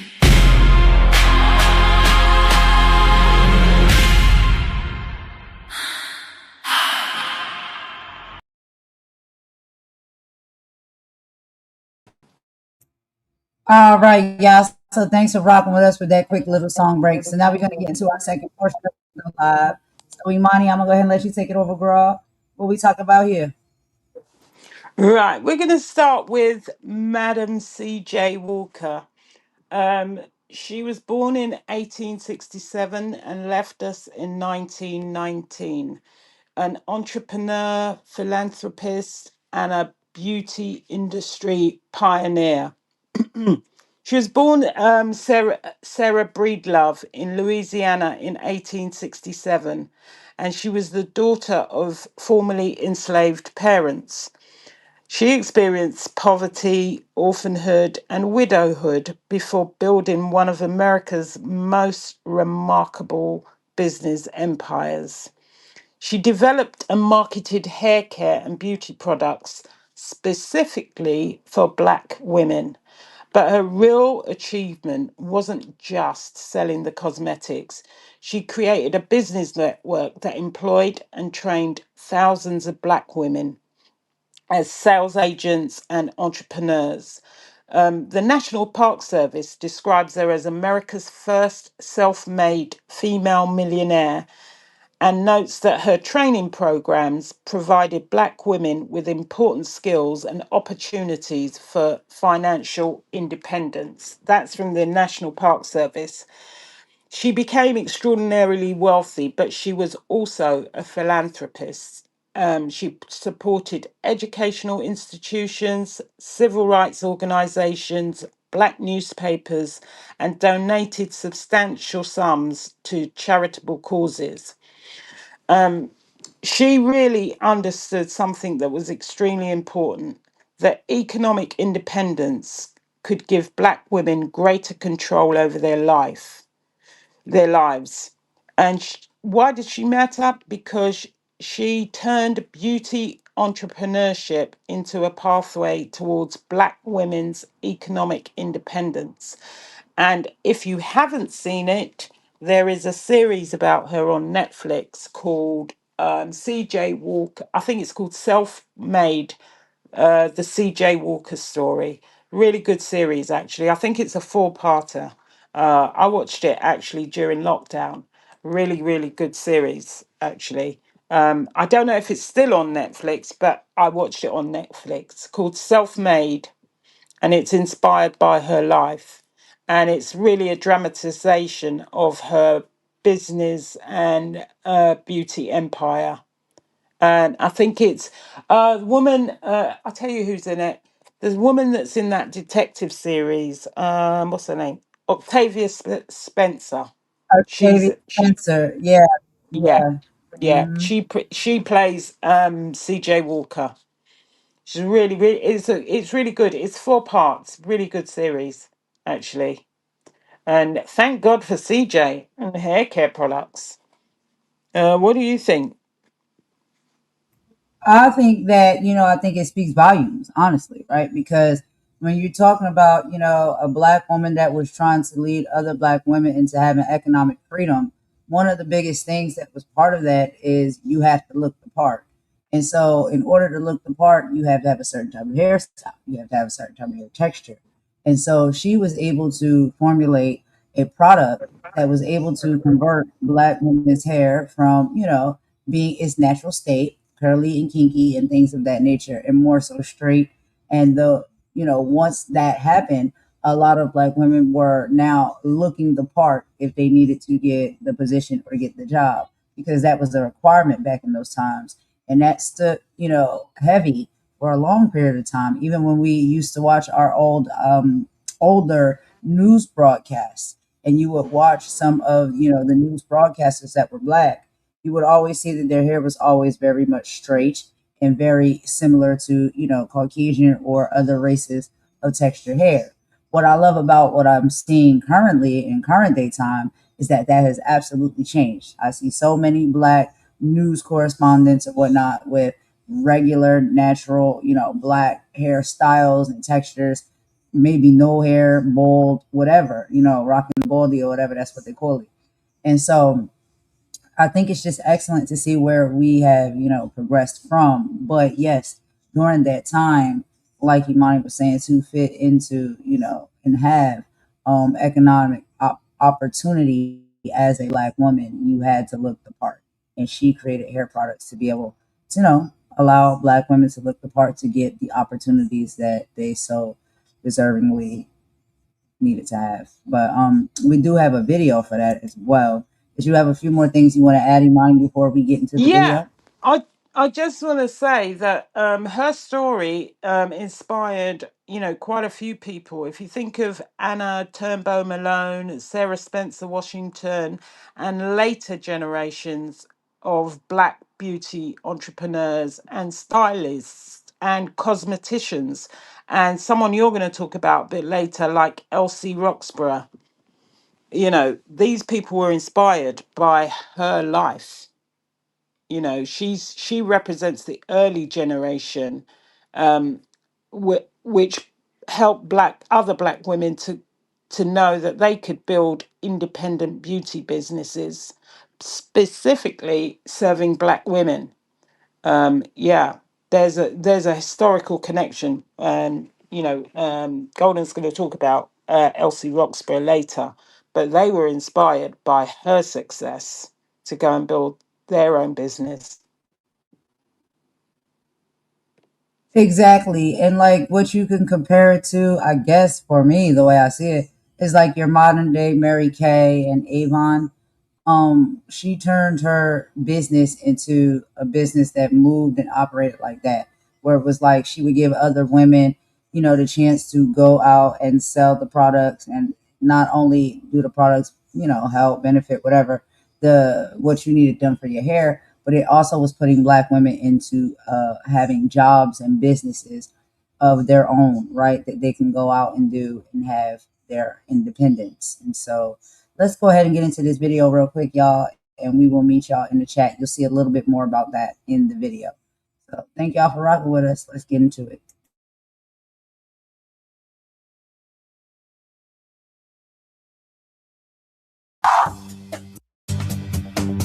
Today's global hair care market is a multi-billion-dollar business.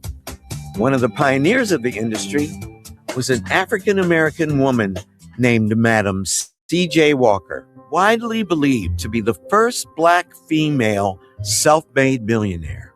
Madam Walker was born Sarah Breedlove in 1867 in the same plantation where her parents had been slaves. She was orphaned by 7, married at 14, widowed by 20, leaving her a single mother with a young daughter. Life was stressful for Sarah, and sometime in her early 30s, her hair began to fall out. She tried different treatments, including a formula made by a woman named Annie Turnbow. Soon, Sarah wasn't only using Annie's product, she was selling it. Not long after, Sarah married and changed her name to Madam C.J. Walker. Not satisfied, Sarah began to experiment with her own mixture. She once recounted that the perfect combination came to her in a dream. With the winning recipe in hand, Madam Walker founded her own company, selling Madam C.J. Walker's wonderful hair grower. She proved to be a marketing genius, selling her products door to door. As the company grew, Madam Walker recruited other women, teaching them her secrets of entrepreneurship. Madam C.J. Walker paved the way for African-American women in business. Today, around 5.4 million companies are majority owned by women of color in the United States. Her gift was empowering other women and realizing she had been a washerwoman, almost homeless, who had transformed herself into a very successful businesswoman. At the time of her death in 1919, Madam Walker's fortune was thought to be about $1 million, the equivalent of at least $6 million today.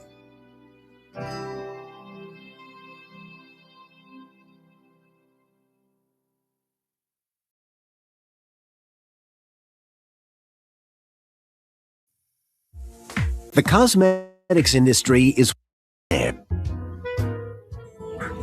but that fortune is a long way off in 18 next.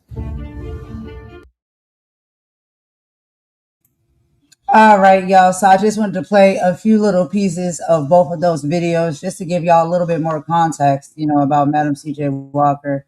Um, but yeah, what do you think about this, Imani? I mean, child, we got our hair care products these days, and Is she to the blame thing, for blue magic? My God, the grease in that. child, maybe okay, you know what I'm saying? The way, what do they call it? The wave grease, or whatever. Child, it's so many products out here on the market, and it's like maybe that's where it all started.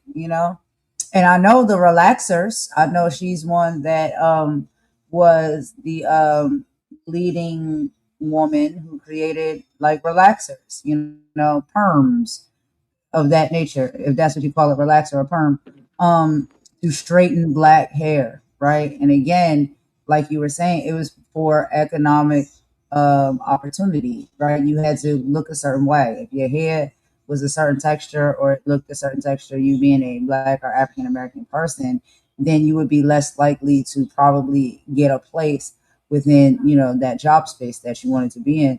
And so once the hair started to change, now you fit in more. You know what I mean? And so she was behind making those products. But what do you think about all of that? No, I mean it's a great. She's a great example to the youth. I mean, look at how she decided to mix up some of the chemicals. Only that was a risk that she was using for washing the clothes to make something to try and You free. said that was I a know. risk. Yeah. No, Listen, well, I mean, never mind the honestly, relaxers. I remember the hot press. My the hot gosh. comb. Yeah, the Well, hot that combs. was actually the problem with a lot of the relaxers, and well, I think it was mostly relaxers back in the day. Is that one of the main ingredients that was added into those relaxers was lye, and lye was a huge ingredient that they used to use to wash clothes, right? Like back in those days, and so that's one of the chemicals she was mixing in, to the products. And yes, it was straightening the hair and getting done what needs to be done, but due to that chemical being so strong, it was really burning the scalps, of black women. Um, and also even down the line has now been, unfortunately tied into some of the reasons why women have like fibroids and issues of that nature. But that's all another conversation for another day. But yeah, that's one of the main ingredients that was in the original perms or relaxers back in the day was lye, and it was used as a cleaning product. It was used to wash clothes, and I guess she was doing her chemist thing, and she did well. I mean, it did what it needed to do with the hair, and there's still a lot of people to this day that still get relaxers and perms, so Yeah, but they I mean, you're opened a talking lot. about a woman with no formal education that did all this and was a millionaire when she died in 1919. What an achievement. Exactly. Some of us, Exactly. you She wasn't know, a chemist. She was not a chemist. She didn't go to school for yeah, chemistry. They didn't let her do that. But she figured it out herself, how to make products that would, transition the texture of hair to, nourish the scalp, and things of that nature. And she did all of that on her own without, even proper training or schooling. Is she taught herself, yeah. And I would grassroots. encourage people to go and watch Self Made. It's a four-parter. I don't know if it's still on Netflix. I watched it on Netflix a few years ago, but it is a good series. It really does give the story of where she started from and how she grew her business and how she trained lots of agents and gave them jobs and did a lot of good for getting women independence. Yeah, so have you seen it, Golden? Yeah, I definitely seen it. I just put the link in the chat if anybody wants to go and look it up. It is available on Netflix. Yeah, I definitely seen that with Octavia Spencer, an actress that I think is just amazing. Like she's Mm. up there on my list. I love What's that Octavia series Spencer. she did where she investigates? She does these investigations. She's a journalist. Is she a journalist in it? Are you talking about the? No, I think you're talking about the movie The Help, where it's actually the white girl that's doing the No, no, no. investigation. She's actually in a whole series.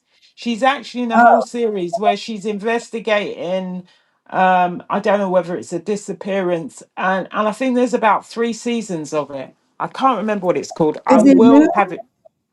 No, no, it's finished now, but I'm sure there were 3 seasons of it. Okay, What's this? let Yeah, me it's a look it good up. Hold series. on. Yeah, With Octavia she's a Spencer. journalist. She's a journalist. Okay, hold on. I'm gonna Yeah. find it. All right, hold on. I got you. All right, journalist.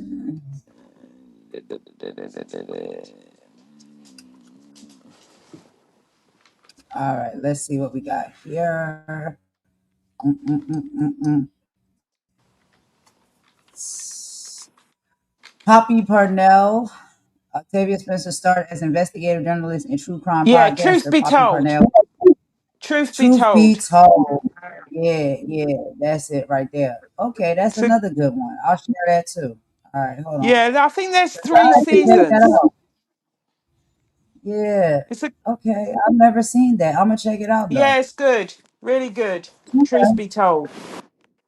And that is on Apple TV, Roku channels, and Amazon Prime Video. Y'all want to check that out. But I'll also put that link in the chat as well. Octavia Spencer is really, really amazing. Amazing actress. Amazing. But yeah, she did a great job in that one, and Madam CJ Walker. Um, but yeah, she started it all off, with the black hair care product. And I just think that, I'm glad we're at a place now where we don't have to feel as though we're pressured, to use some of these products and put our hair, especially natural, in textures that is not natural for us, not comfortable for us, not safe for us. But, back in that day and that time, that is literally what it was. You had to look the part if you wanted to get the opportunity. And a lot of that had to do with what your hair texture looked like. And it's unfortunate, but nowadays we have gotten further when it comes to that. And so, I think that we're making progress. We're making progress, slowly but surely we are. But what you got next up, Imani? Right, my next pioneer is Dr. Mae Jemison. She was born in 1956. She's a physician, engineer, astronaut, and STEM pioneer. Mae Carroll Jemison was born in Decatur, Alabama in 1956, and she grew up primarily in Chicago. Her interests were extraordinarily broad. She studied science, medicine, engineering, anthropology, and African American studies. Wow.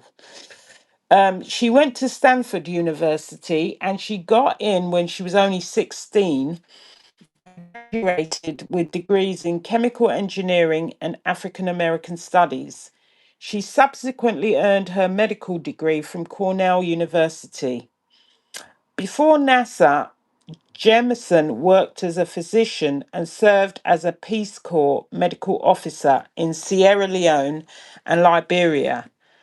And then came her biggest achievement that made her a historical figure. In 1987, NASA selected Jemison for astronaut training. And on September the 12th, 1992, she launched on board Space Shuttle Endeavour on STS 47, becoming the first African American woman in space. She spent more than 190 hours in orbit conducting scientific experiments. After leaving NASA, Jemison continued working in science, technology, education, and global development. She's also been an important advocate for encouraging young people, particularly girls and children from historically underrepresented communities, to enter STEM fields. Why does she matter? Well, she didn't simply break the barrier of entering space. She demonstrated that Black women could occupy the highest levels of science, medicine, and engineering simultaneously. I mean, what a woman. What do you think, Golden?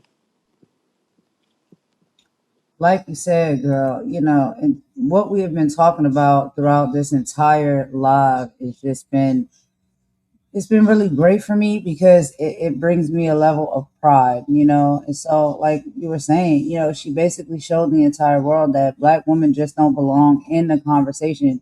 We belong in the seats, in the offices, doing the work to where we can bring forth uh, change as well. We can be whatever it is we want to be. I mean, she went to Stanford, okay, and that was as a teenager, and yeah, they ignored her intellect, but she went on to become a medical doctor and an astronaut. And I just feel like her journey proves that our excellence is our greatest answer to systems that try to limit our potential. Like, people will always doubt you. They will always doubt what you can do, what you're capable of. But, it was people like these pioneers that we're talking about right now on this live. They gave us the courage and the hope that when we get out in this world, we can do what they did too. And they showed us how we persevere, right? Even when people say that you can't, or you're not welcome here, you're not good enough, and you're not smart enough, we show them up and show them out every single time. And so for me, like, all of these stories are just really bringing me life, because if we look around in our society and our world and all of the things that we have, benefited from, all of the things that we utilize, a lot of those things were created by our ancestors, and them not just having the know-how or know-withal to do it, figuring it out as they go, making it, pushing it, fighting for, a seat at the table, and creating their own enterprise. Like, we don't have to sit around and wait for somebody to give us a seat at the table. We can do our own thing. And I think that's what a lot of our ancestors showed us, is that, just get out there, give it a shot, make it, do it, push it, get your people to rock with you. Now, that's another thing too now, y'all. That's a big part of it. We got to have our people on board that's rocking with us and pouring into and then investing in us. And I know sometimes when we say that, like, some people may feel as though that sounds selfish. It's not, because we've been living in a society where we're not pouring into one another. We're pouring into everybody else but ourselves. We have to bet on ourselves, and we have to support ourselves and pour into ourselves. Meaning, like, support Black businesses. You know what I mean? Instead of going to where you used to. Because, child, I know what it's like. You go to the stores and the places that you used to. But if you see a Black business rising up, or a Black entrepreneur out here trying to get it out the mud, we can be a part in the success of that entrepreneur that overall leads back to pouring back into our communities. So we have to support one another. But we do have a video that we're going to share here, a little bit more information right here. So let me get this popped up. And so this is a quick little video on Mae Jemison. And this is science and exploration, y'all. We do a little bit of everything. I be trying to tell the people, child, we multifaceted. Let's get into it, and I'll meet y'all over in the chat.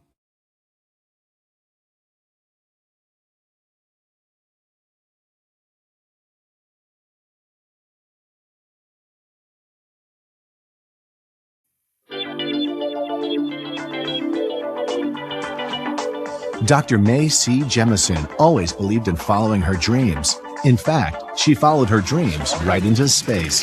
2, 1. Booster ignition and liftoff of the space shuttle. Born October 17, 1956 in Decatur, Alabama, but calling Chicago, Illinois her home. She always wanted to be a scientist. She believed it was her destiny to one day blast off into outer space. The young Mae also had a strong talent for dance, studying it from age 9. At age 16, she attended Stanford University on a scholarship studying chemical engineering and African and Afro-American studies. While in her senior year of college, she was deciding between two careers, either a doctor or a professional dancer. She decided to continue on in the medical field. She applied to and was accepted by Cornell University Medical School. Dr. Jemison worked as a general practitioner in Los Angeles, California, before joining the Peace Corps in West Africa. She has also practiced medicine in a Cambodian refugee camp. In June 1987, Dr. Jemison was selected for NASA's astronaut program. Her love of dance followed her into space. She took a poster of the Alvin Ailey American Dance Company along with her on the flight. With a successful launch of the Space Shuttle Endeavour on September 12, 1992, Dr. Mae C. Jemison became the first black female to travel into orbit. The first thing she saw from space was her hometown of Chicago. Her young dream had come true, and she even danced in space. In March 1993, Dr. Jemison left NASA. She then founded the Jemison Group, which focuses on improving healthcare in Africa. Dr. Jemison has also had a television career. She's the only real astronaut to ever appear on a Star Trek series. She was the host and technical consultant for the series Worlds of Wonder. Dr. Jemison didn't let a lack of role models discourage her. She had big dreams and made them happen. She has been a doctor, a dancer, an astronaut, and a chemical engineer. But most of all, she has been an inspiration.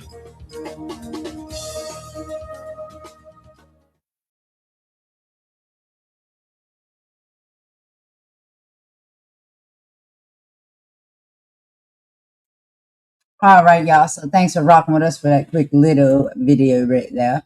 Just to give y'all, a little bit more visuals and insight of what it is we're talking about and all of these dynamic women. What's up, B Love? How you doing? Thank you so much for coming in and joining.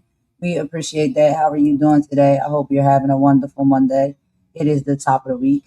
But yeah, so, that just gave us a little bit more information and some visuals of Dr. Mae Jemison, science and explorer.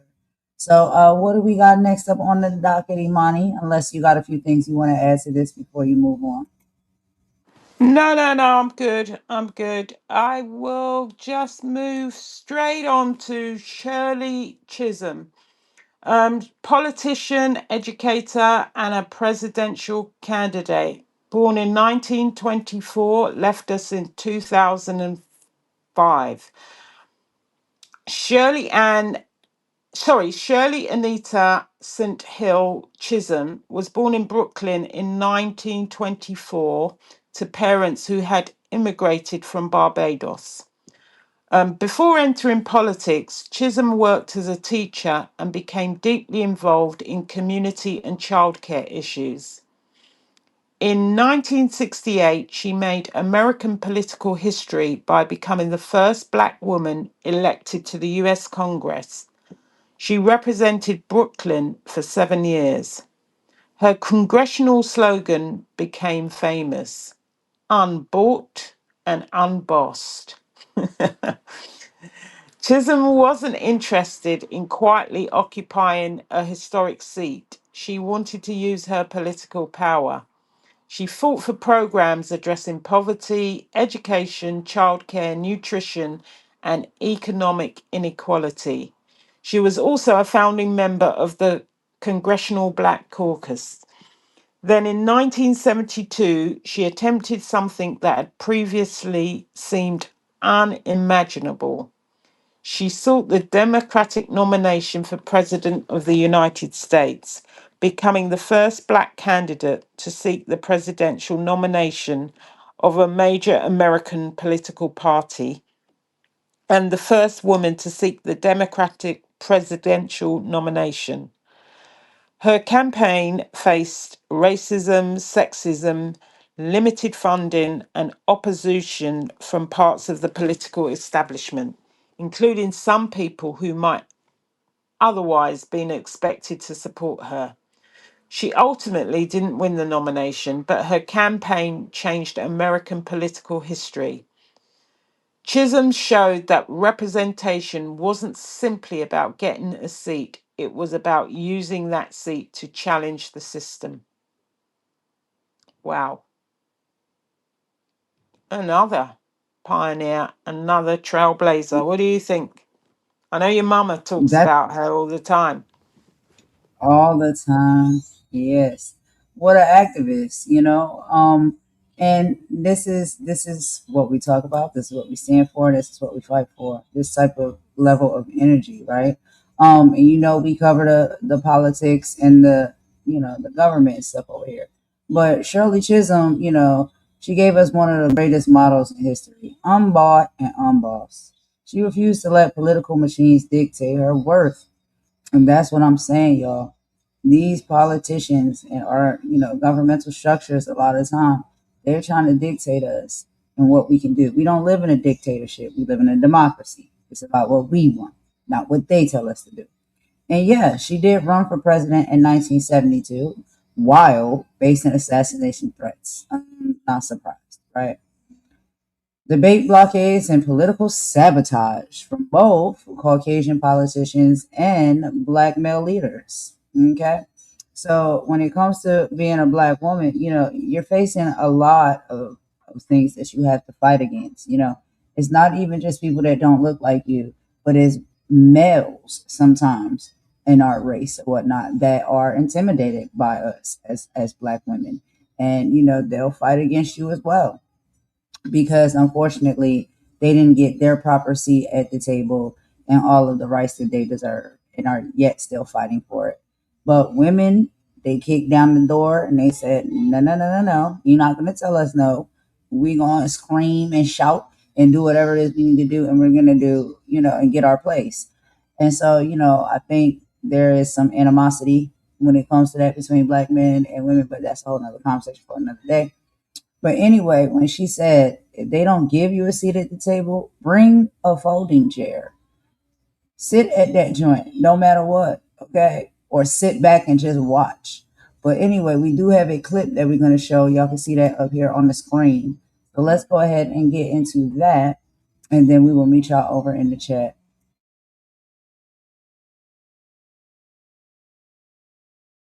Shirley Chisholm was the first African American woman to serve in the United States Congress and the first woman of any race to seek the Democratic nomination for president. She broke barriers and she made history. But she didn't want to be remembered as the nation's first black congresswoman. Instead, she wanted to be remembered as somebody who had guts. And there's absolutely no question about that. A tenacious educator turned politician, in the 1960s and 1970s, Chisholm became a national symbol for liberal politics. Shirley Chisholm represented a moment where the possibility of a civil rights movement and a women's rights movement could come together. And if there's one person who represented the intersections of those movements, it would be someone who'd been a part of it. During her 7 terms in Congress, Chisholm used her national platform to challenge the system, all the while working assiduously to service her Brooklyn constituents back at home. She entered Congress with the slogan, "Unbought and unbossed." She pursued her appointment with that energy and had an extraordinary impact. But Shirley Chisholm didn't get as much recognition as she should have, in part because she was a woman. Black history has suffered from its own vision of patriarchy, its own male-centric view of who its leaders are. So one of the challenges is to be able to tell a narrative about our history that put women right in the center along with the men. This is a challenge, is to begin to prepare America for the fact that someday blacks will lead this country, that someday women will lead this country. That's what this is all about.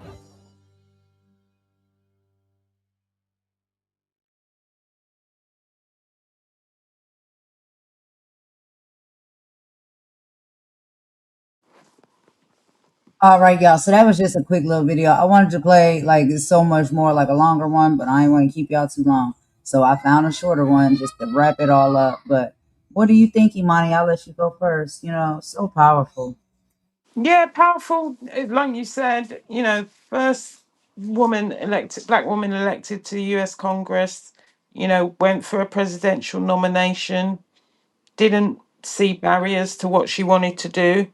You know, just went for what she wanted. Great woman of politics. I'm boss. Sorry, I'm bought and I'm bossed. That's a great slogan. I'm bought and I'm bossed. Okay. Guess what? You know what that means? It means regardless of what they thought, right? Where we stand is where we're going to stand based off of what we desire and what we feel. But we have to have that in our heart. You know what I mean? So it's just like, it doesn't matter where we came from, doesn't matter how we got here. We're going to do what it is that we seek out to do regardless. And we're going to be bosses at what we do. So that's what I take from it. You know what I mean? Like the strength and the encouragement of it all. It's like, yeah, no, you don't get to look down and say that people can't accomplish certain things or women can't accomplish or do certain things. They absolutely can. And we've been doing it. We've been doing it for a very long period of time. And we continue to do so. So I just think it's very powerful. But did you want to go ahead and get into the last one for this segment, Imani? Yeah, I'm just going to talk about a woman who's in finance and investment. Um, this lady is C. Kim Goodwin, and she's an accomplished American investment professional, a private investor, and a corporate director whose career has spanned asset management, global equities, investment strategy, risk management, and corporate government. She earned her AB in politics cum laude from Princeton in 1981. She subsequently earned both an MBA and a Master of Public Affairs from the University of Texas at Austin. Princeton identifies her as a former university trustee and a longtime member of its investment leadership community. Her career, she built a reputation in institutional investment management, and she served as the chief investment officer at State Street. And then that was from 2002 to 2005. And she was a managing director and head of global equities at Credit Suisse Asset Management from 2006 to 2008. These positions placed her in senior leadership roles responsible for the investment decisions and global equity strategies. And it's especially significant given the historical underrepresentation of Black women in senior positions within the financial services industry. Since 2008, she's been described by corporate sources, and you can see her on CNBC actually a few times talking about markets. She's been described as a private investor, but she does other things. Her corporate leadership, her influence extends well beyond traditional investment management. She served on the board of Poplar, a major financial institution headquartered in Puerto Rico since 2011. She's held particularly important responsibilities there, including chairing the Risk Management Committee and serving as the audit financial expert. She also has served as an independent director of the TJX companies, where she sits on the audit and finance compensation committees. She was also an independent director of General Mills from 2022 to 2025. And she's been on many boards, including Acme Technologies and Check Free Corporation. She's got a long-standing relationship with Princeton, and she served as their one of their trustees for 4 years, from 2004 to 2008 and 2014 to 2022. And she's served on the board of their investment company since 2017. They describe her as a managing partner of Avanico Holdings, an investment firm focused on financial and technology-enabled startups. Her career isn't limited to Wall Street style institutional investing. Her work has also involved entrepreneurship, technology, venture investing, and university investment government. She really is a woman in finance that has achieved a lot where was no representation. She's an excellent example of a modern Black woman who reached the highest levels of the financial industry. And her story is useful because finance is an area where discussions of Black achievement can sometimes focus exclusively on entertainers, politicians, athletes, or civil rights leaders. And she represents another form of power, financial and institutional power. She's opened the door for others to see that they can achieve in, equities markets, corporate finance, technology, private investment. And she's done this whilst becoming a senior decision maker at institutions affecting billions of dollars and major corporations. When we talk about Black women breaking barriers, we can't only talk about the people we see on television or in politics. We have to talk about the women sitting in investment rooms and corporate boardrooms whose decisions can influence companies, markets, and institutions. And C. Kim Goodwin is one of those women. I just thought that was someone else that you don't see on television, but you can look her up and see she is a high achiever in a world that does not have high representation of people like me and people like Golden.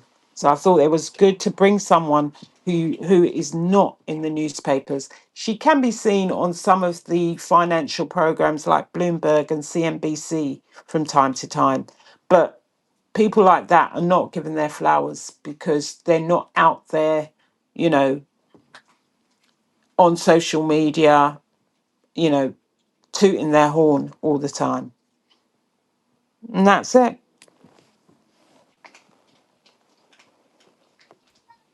All right, Imani, thank you for adding that in. And like I said, this is a live to just really celebrate, like women. And yes, it is, on this live, Black women and the accomplishments that they have made throughout a period of time. But, we understand that a lot of women have accomplished a lot of things despite the race. But yes, when it comes to, C. Kim Goodwin, what she really represents to us is raw institutional power, the kind of financial authority over billions of dollars that Caucasian male systems tried to keep to themselves. Goodwin navigated and conquered Wall Street and corporate boardrooms, environments historically and severely dominated by Caucasian males, where Black women remain critically underrepresented. She broke through the financial sector's glass ceilings to wield true institutional capital, strategic governance, and board level decision making power. She reached the absolute highest level of Wall Street as chief investment officer. That is a huge deal. And State Street and head of global equities and credit.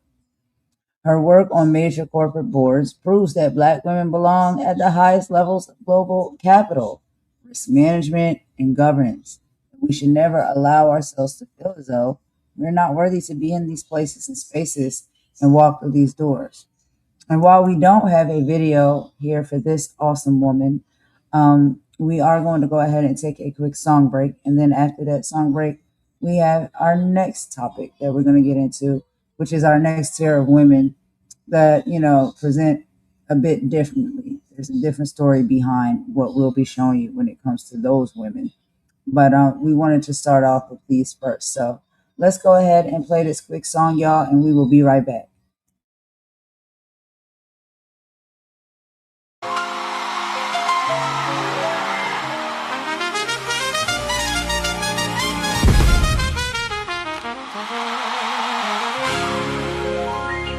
Before the crown, there was the woman. Before the history books, there was her heartbeat. She carried dreams through places that told her she wasn't beautiful enough, smart enough, worthy enough. But she kept walking. Black woman. Your beauty did not begin when the world finally learned to see it. And woman, your worth was never theirs to decide. She wore darkness like midnight, her curls like a crown, walked through doors that tried to keep her down. They praised the talent, but questioned the woman. Loved the rhythm, but feared where it came from. From Josephine Baker, crossing oceans for freedom, to Lena Horne, demanding dignity beneath the spotlight. They could dress a photographer, applaud her, but they could never own a soul. We were always more than what they saw. We inherited scars, but we didn't inherit surrender. We inherited stories, then became the next chapter. Our mothers whispered, don't forget who you are. So we remembered she walked in gold. When the whole world told her no, she walked in gold. With a fire they couldn't control. Black woman, stand proud. Woman, stand tall. Your beauty is not a battlefield. Your worth belongs to you all. Skin brown, skin light, skin every shade. You are not a mistake. You are beautifully made. She walked in gold. And now, so do it. Madam C.J. Walker built when they said, stay in your place. Shirley Chisholm walked in Congress with her head held high. Mae Jemison looked toward the stars and refused to ask, can someone like me go? She simply went. That's our history, not just suffering. Innovation, courage, beauty, intelligence, creation. And today we're still fighting a different kind of pressure. Filters changing faces, algorithms selling insecurity. Women comparing wounds behind perfect pictures. Little girl, listen closely. You don't need lighter skin. You don't need a smaller voice. You don't need permission to take up space. You are enough before anybody likes the picture. Black women, love your blackness loudly. Love the skin. Our grandmothers were taught to question. Love the hair they told us to tame. Love the curves, the scars, the wisdom, the softness, the strength. But never let pride become a wall around your heart. Because we can say black is beautiful without saying someone else is not. We can honor our mothers and still embrace our sisters. Every woman deserves to see herself without shame. Who carried us? Our mothers. Who taught us to rise? Our mothers. Who are we becoming? And what do we do with the light? Pass it on.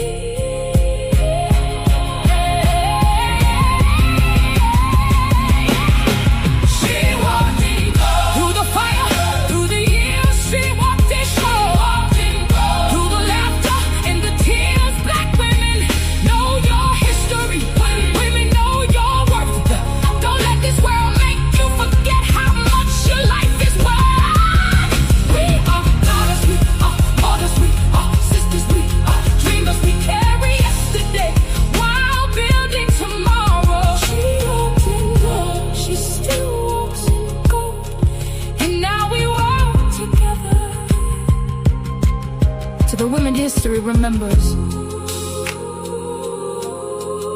and the women history forgot. We see you.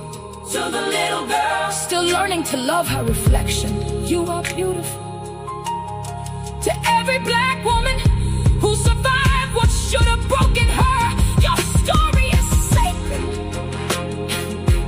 And to every woman standing beside her, there is room for all of us to shine.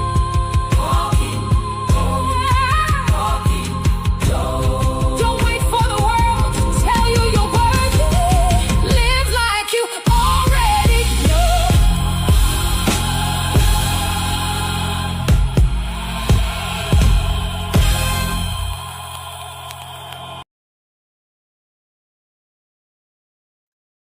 Thank y'all for rocking with me with that little quick song break. Thank y'all for all of, the compliments that you gave when it comes to the music and stuff like that, y'all. Y'all know I like different songs and styles and all of that. So I just be putting stuff together. And a lot of times, like if it's a topic or whatnot I'm talking about, I'll just make a song specifically like for that live or for that topic. And I want it to blend in, with like the vibes, and the element of what it is we're talking about. So I love it. And I love me some horns and I love me some string instruments. That's two of my favorite instruments, y'all. And okay, little quick story, right? Just to break it up, because we talking about stuff, and I know it's kind of seemed like we in college class. But when I was young, what I was saying is, child, I was in, I think it was like fourth grade, and we had band at my school or whatnot. And child, I'm small, so imagine how small I am as a little kid. And with the school where I went to in the neighborhood we was at, like we didn't have a lot of funding and stuff like that. So whatever it was you was provided, as an instrument, it was first come, first serve. So by the time I signed up for band class or, for the band or whatever, the music class, for an instrument, you gotta get basically what's left. So child, little old me, they give me a trumpet and they think I'm about to do something with it. Okay. Besides lose my breath and pass out. So when I was in the fourth grade, I attempted and took a little time playing the trumpet or whatnot. And I used to always like listen to like my grandmother used to play music, but we also used to have people that would come like to our house that played in the band and stuff like that. And during parties and stuff that my grandma would host at the house, they would come and bring their instruments. So they would play like the saxophone, the trombone, and things and stuff like that. And that what I'll be hearing at my house, like downstairs where I couldn't go down there because I was a kid. Only the adults could be downstairs. But they was down there, they was playing instruments, they was dancing to music, they was having some sips, they was having a good time. Okay. And they'd be on the weekends and stuff like that, not on school days. And I just grew up that way. And then of course records and stuff that my grandma would play because she had a record player. It was from like artists, that like back in those times and whatnot, it was live band and they would do play a lot of like horns, and drums. I like the drums too. Now my cousin used to play the drums and we both is the same age. We went to school together. So I got the trumpet. They gave me the trumpet and gave him the drumsticks. I was like, well, why can't I get the drumsticks? That's lighter for me to carry. I don't want to carry this big old trumpet and I don't got the lungs to play. But anyway, that's a funny story. So that was one thing. And then when I got into middle school, I wanted to go back into band again. And when I got into middle school, I started, dabbling and playing the clarinet or whatever. But I've always liked orchestras, right? And so my mom, she used to go to the orchestra and stuff with my grandma, when she was younger. But I have never had the chance to go to an orchestra, but we would watch them on TV and sometimes they'd be recorded and I would listen. And I've always liked the sound of like string instruments, like violins, guitars, and things of that nature. Asher laughing. What I'm supposed to do with a trumpet? I ain't got no lung capacity. Okay, my lungs are still developing. What am I supposed to do? But child, I was under trying to blow. I was trying to blow and giving my best effort. But anyway, I can't believe you couldn't play the trumpet. The amount of gas that comes out of your mouth sometimes. Seriously? Like as much as this girl talks, she should have The been amount a of hot trumpet air that extraordinaire. you let go of sometimes. Honestly, you couldn't play the trumpet? What? Now this was little mini golden, like little mini golden. I was young. My lungs wasn't that strong back then. But I was on there trying, job, I was trying. But God anyway, loves just a for trier. God loves a trier. you gotta give it a shot. I wanted the drumsticks. I was like, let me just play the drums. But they gave them to my cousin, child. I said, okay. But anyway, it was fun. That was fun growing up like that. But yeah. So, like I played in school. I was never professional. I never played in no professional band and nothing like that. But like, school, like they have band class, band camp, things like that. So yeah. But anyway, I love music, y'all, and I love certain sounds. Y'all cracking up. I love certain sounds and stuff like that. Oh, Ashley, that's sweet of you to say. That's really, really nice. Thank you for that. Minnie Golden. Yeah, Minnie Golden was over there trying to blow on the trumpet, and it didn't end well. It didn't end well at all. Uh, what do you say? You can thank the next white person you see for everything positive in your life. Oh, I see. Okay, so another bandit person.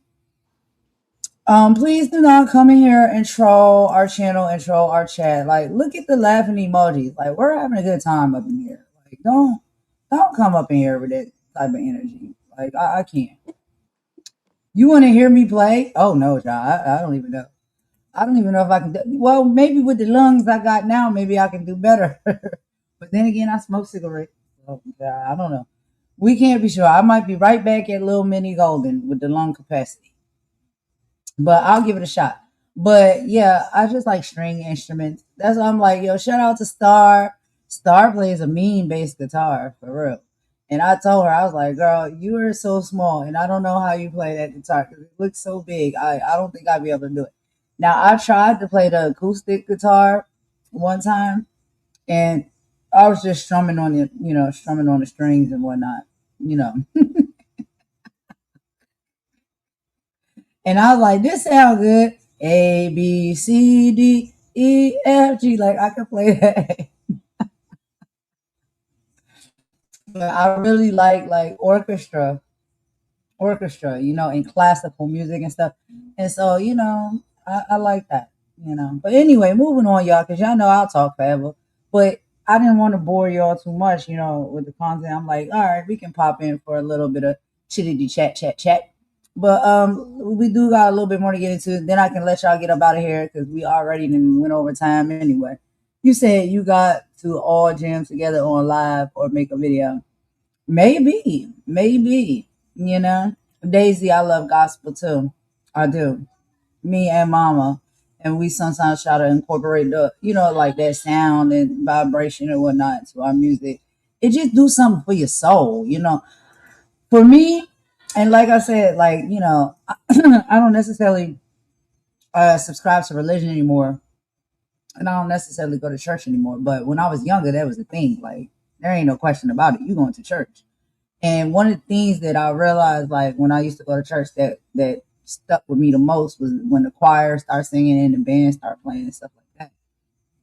And sometimes when they would play certain music and certain songs and things, I would just be crying, and I didn't know I was crying. It just is something that it do to like your soul, like it give you a word or a message via the music. And I like music that's like that. It's like good for the soul. Exactly, Daisy.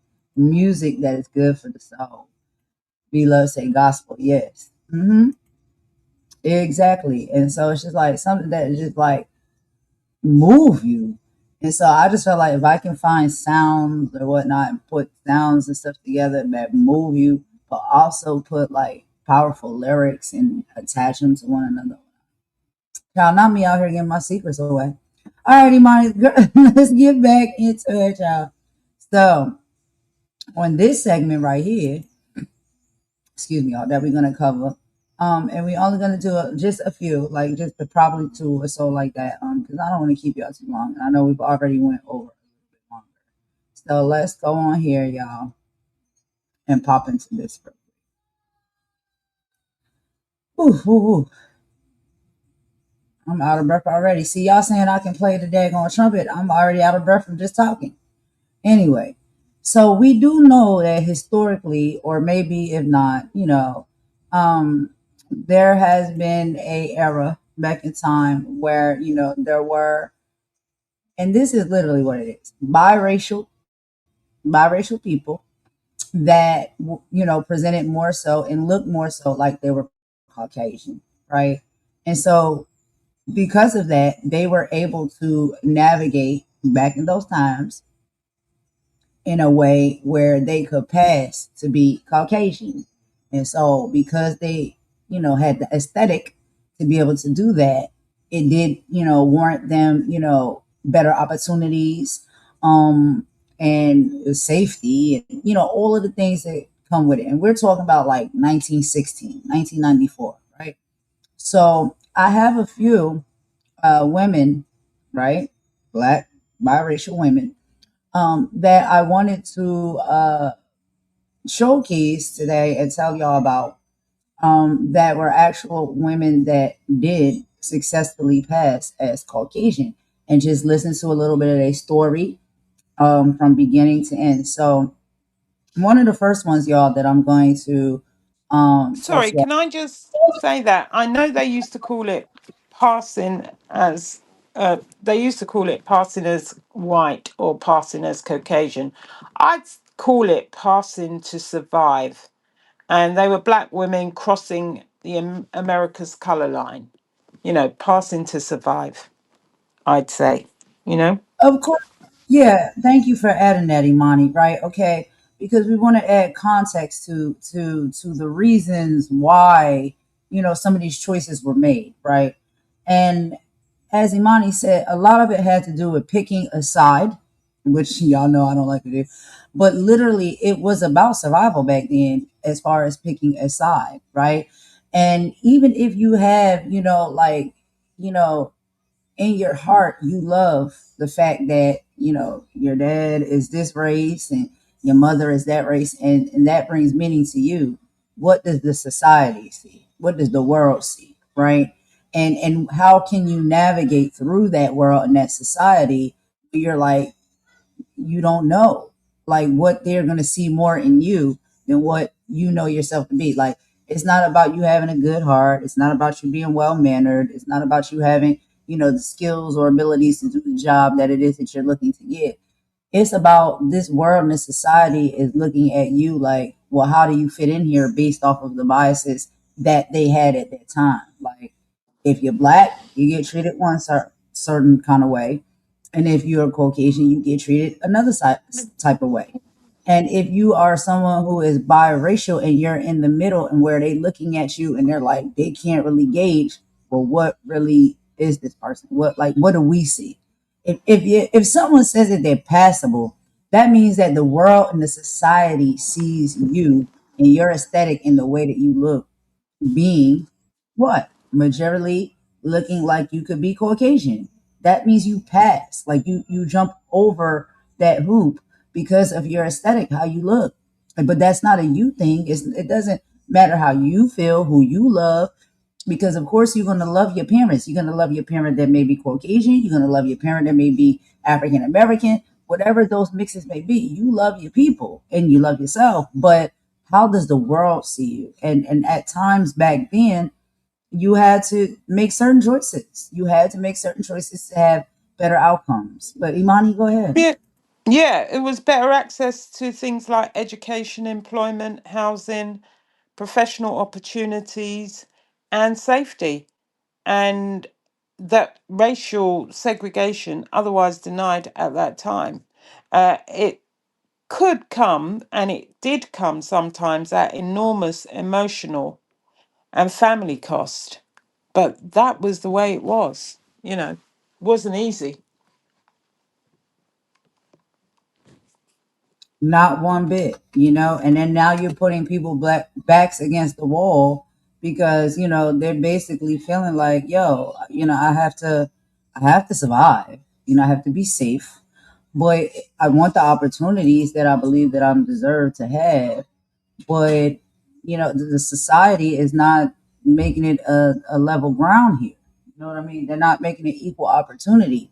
And I guess it, you know, if you have the ability to be like, well, for the things that I want to accomplish and achieve and to stay safe, then it's like I may have to make certain choices. And, you know, I may not be proud all the time of those choices, but it's a necessity because of the way the world works. You know what I mean?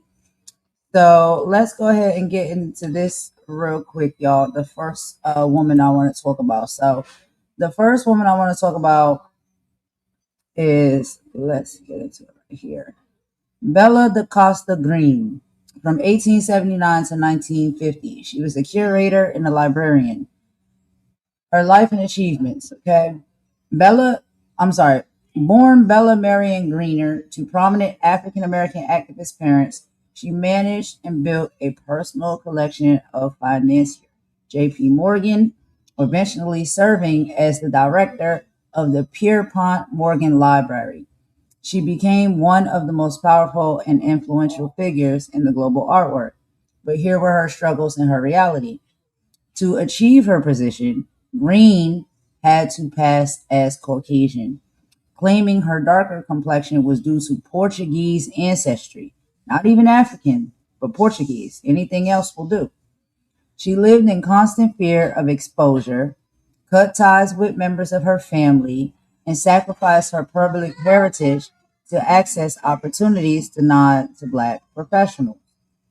And so we have a video here, y'all, that we're going to show y'all a bit about this historical Black woman as well, because she fought through all of that. She navigated through all of that. And, you know, I think her is pretty powerful as well. And also the fact that she is, you know, and was a librarian, you know, intellectual. And that's something that they didn't think, you know, back in those times and whatnot, that people who are Black or brown or hue skin could be, you know. It was deemed a lot of times that Black and brown people couldn't even read.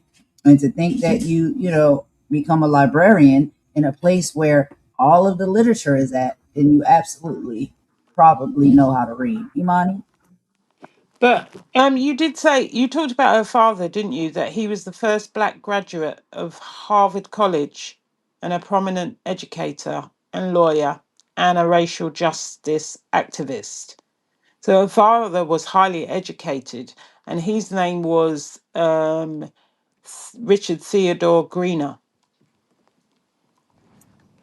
Thank you for adding that part in there, Imani. Yes, because that is the fact of the matter as well. You know, it's not like she, you know, didn't come from educated background or parents. Her father was very educated himself, you know, but it's just this matter of race, skin tone, and what you look like. That was a huge thing back in the day, especially during these times. But let's go ahead and pop right into this video, y'all, just to get a little bit of understanding of who this woman was and some of the things that she went through. And then we will meet y'all in the chat. Belle Costa Green was really one of the most pioneering special collections librarians in the first half of the 20th century. She was a mystery, a friend, a woman of incredible just power and leadership. She was Pierpont Morgan's librarian when he hired her in 1905, and she would become the Morgan's first director in 1924. So she was a woman in a man's world, but not just any woman. She was a Black woman passing as white in Jim Crow America. And she rose to the top of that world through her confidence, bravado, and expertise. But Belle Green really helped transform this collection into a public resource, open for education, for teaching, for exhibitions. She really made the Morgan Library what it is today. Belle Costa Green, A Librarian's Legacy, is the most important exhibition of our centennial year. It shows the life and times of the founding director, Belle Costa Green, who establishes the Morgan at the forefront of scholarship, connoisseurship, and access. This exhibition really tells the story of Belle Green from her start in Washington, D.C., her family history there, all the way through her career at the Morgan Library, which ended in 1948, and then covers everything in between. The show moves through the history of her education, her library career, her medieval acquisitions, which were kind of her favorite loves, her personal collection, and eventually her role as director, and then her legacy within Black librarianship. There are a few parts mixed within the exhibition that are much more thematic. The topic of racial passing or race in America in general is throughout the exhibition, and it had to be because it is a part of her life as it was a part of American culture. Passing was something you didn't talk about. Belle Green destroyed her diaries, and so it's important to acknowledge those silences, and we represent these silences through those voices of her contemporaries to hopefully kind of understand why she might have left the silences behind that she did. She was known worldwide for being a shrewd negotiator, going after the best items that were on the market and getting the best price she could for these materials. And she really was known for building this amazing collection and stewarding it. This is the only surviving complete copy of Thomas Mallory's Le Morte d'Arthur, the story of King Arthur. And Belle Green had long sought this book and knew that she wanted it for the collection. It was like her white whale in a way. In the auction, she bid $42,500, though Morgan had told her she could go up to $100,000. She was one of only 2 women at the auction. And the newspapers often talked about her feathered plume in her hat, that the plume itself raised the bids as it waved in the air. Belle Green, as a woman there, could have felt like an outsider. Instead, she went in and she owned the place. And she was the person who came away with the best acquisition. And it's still one of the great pieces in our collection of early printed books. She was always looking for the rough drafts of these pieces to show the creative process, as she put it, the betterment of the expression. And she had a prescient attitude, I think, towards acquisition. So she collected non-Western material, Persian and Indian miniatures, for instance, at a time when they were not widely collected. So this is Belle Green's final acquisition right before she retires. It was purchased in 1948, and it's the Zurganella Gospels, which is an Ethiopian manuscript. Green purchased it after hunting for it for 10 years. She left a little note that she was so excited that she was able to purchase it. She was never going to let something slip through her fingers. If she really, really wanted it, it would eventually find its way into the Morgan collection. She said something like, I just have to accomplish what I set out to do, no matter who or what is in my way. She is determined, and that determination is something we see everywhere. The Morgan Library Museum turns 100 this year. What better way to recognize the history, the centenary of the Morgan, than through a thorough and in-depth review of its founding director? She was so proud to be a librarian. She would be very proud of the exhibition program that the Morgan still runs today because it's something she believed was at the core of us being an educational institution. You can't tell the Morgan story without her.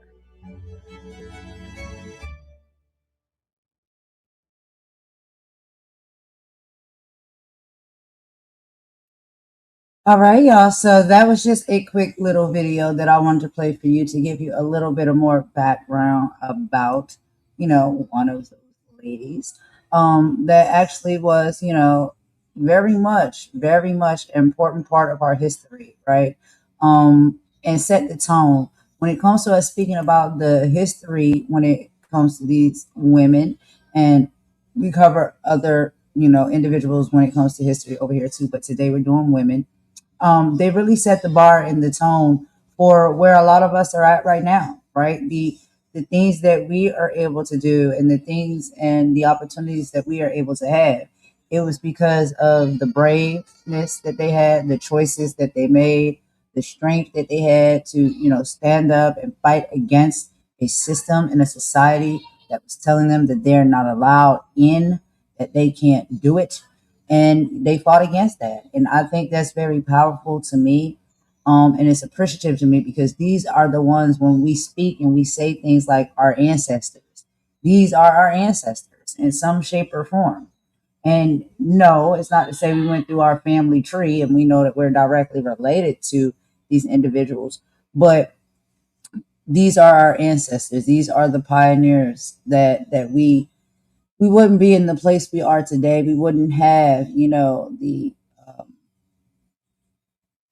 I just think the overall, elevation that we have today as a people, if it wasn't for a lot of these people just putting their foot down and doing what they had to do. Now, of course, a lot of it, they had to do it a little bit sneakily, but they did what they needed to do, and I think it did change the tone of things. But what's your overall thoughts about this particular lady, Imani, and then we'll get into the next one in a minute. Yeah, I mean, it's the lengths that a talented woman had to go to simply get things she should have been entitled to in the first place, to get an education, to get professional job, and having to carefully construct an identity, which must have been so hard all the time. She reached the absolute heights of professionalism, and she had to live behind a hidden identity, which is sad in some ways. But without pioneers like this, we wouldn't think that there are heights that we can all achieve. And that's what you're saying when you mean our ancestors, the people that came before us that struggled. It's people don't champion the positives. I don't only want to hear about the painful parts of slavery. I want to hear about the people that achieved, and tell our children that even through these hard times, people still made high achievements. We have astronauts, we have scientists, we have, entrepreneurs, business people, men and women. That's what we need to be telling people. Regardless, these people still, whatever way they could, they tried to get what they were entitled to, and they fought for it, and even still fought for the rights of others at the same time, some of them. So, they're great stories for people to hear rather than the negativity all the time. That's my view. I absolutely agree. And, because it just seems like we must break open the history books and the actual real history of things that people in as a whole, number one. But yes, we are talking about black and brown people right now, have fought through and experienced in the past. I believe it is a serious thing for us to break open the history books again and like reinform ourselves, or even if we didn't know for the first time or we never knew, to at least educate ourselves, have a conversation about it together with one another. Because I'm telling y'all, and I know y'all see it as well, there is some type of energy, I don't know where it's coming from or why, where it's literally trying to take us back in time, right? Basically back to the times where our ancestors, such as these ones that we are showing you today, what they had to fight for, right? What they had to fight through, how they had to show up in society. And it seems like the progression is being stripped away, and it seems like we're trying to be pushed back into those times. And so if that's the case, then we have to remember the strength, we have to remember the resilience, even in those times, that our ancestors or historical figures had, and that they pushed forward when they were up against the wall with these type of injustices, you know unfairness and hate. They fought through it. They fought through it, and they got through it, and they became pillars of history. They don't always get talked about. They don't always get the flowers that they deserve, but we're going to give them here because we need people to understand, if we are up against whatever it is we're up against, and that's literally where they're trying to take us. Pay attention to what your ancestors and the generations before you did and how they did it to survive through it, because we may just have to start to do that all over again. And I can't be sure, but That is just what is important to me, and that is just something that I feel as though is that it seems as though that is what they're trying to take us back to. But even if they do, we still see there's still strength, there's still overcoming, there's still progression that can happen. So we don't have to feel like it's going to be doomsday. It's not going to be doomsday. We're going to make it. But I don't think it'll go that far, honestly, but I see the attempts. I see the attempts. But if we pay attention to it, then, we can go down in our toolbox, look at our arsenal respectfully, metaphorically, and see, like, when these things start happening, like they're stripping away DEI. By them stripping away DEI, that means there's a lot of black and brown people that are not going to be able to get a position or a job or a career that they are qualified to have. Meaning they went to college, they put in all of this money paying, to go to college, but yet because they want to strip away those opportunities at certain organizations and companies, then if you are a black and brown person, despite how much hard work you have done, how much education you have, you just may not get the position, right? So we have to tie all of these things into how is that going to affect us moving down the line, and not just us as an adults. We got young ones coming up. We got our teenagers that are getting ready to graduate high school. They're trying to go to college. They're stripping funding from HBCUs. And those are historically black colleges. And some black people, they may want their child to go to a historically black college. Well, what is their funding going to look like to go to that college, right? Without a scholarship, without the funding in place that was there before. It's going to be very slim. So all of these things tie into how they can change the tomorrow, not just for us as adults, but also for our children that we are raising up as well. And when they take or they try to take us back, I think paying attention to our history and the strength of our ancestors that were in that place and were able to persevere even during those times and those things happening as well, gives us a little bit more of peace of mind, even if they do it. Even if they do it. And we're in that place where our ancestors were. Look what our ancestors did. We still can make it through.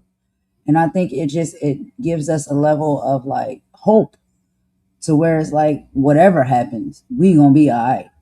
We gonna be all right. I wish I could play Todd Tribbett. But you know what I'm saying, Imani? What do you think about what I said just there? You put it perfectly. We are going to be fine. We're going to be fine. I don't lose hope. I don't lose hope. I don't think they're going to be successful in taking us back. Yeah, there's a lot of upheaval, a lot of chaos at the moment. But stories like this make you think, if people like that could still struggle through and try and get what they want, hell, we got the internet. You know what I mean? We got a lot more than they had. Girl, that whole part. Like, we got technology, we got AI, we got the internet, we got robots, we got all of the things. We have so many more things than what our ancestors had. You know what I mean? So we definitely gonna be all right. You know what I mean? And we learn how to operate these things. We work in companies where we, have to utilize these things all day, every day. So it's like we have a lot more on the tool belt than what our ancestors had. But one of the things that I want us to remember that our ancestors had that sometimes I feel as though, we could have a little bit more of is gumption. You know what I mean? Gumption and pride and fight. And I know a lot of people, they be like, child, this one always be out here scrapping somewhere. I know I be scrapping and I don't do it in the right way all the time. But I'm telling you, like, my fighting is for a reason and for a purpose. And I know it doesn't always make sense to people. I know I don't always do it the right way. And I know it's going to offend some people, right? Because those are the people I'm fighting against. But I'm fighting against something that's bigger than me. It's bigger than them, right? I'm fighting against what we don't want to see our society and our people going back to. And when I say our people, I mean the human race, all of the races, right? Because I've seen and I've watched the TikTok videos, and I know that there's a plethora of all races that are speaking out on injustices when it comes to each and every one of us. When something happens to their race, something happens to another race. We all are speaking up for what's right and what's wrong. And so we've got that. And I think that's one of the biggest tools in our toolbox, that we have come so far. Our ancestors have fought so hard that we do have, oh, hold on one second.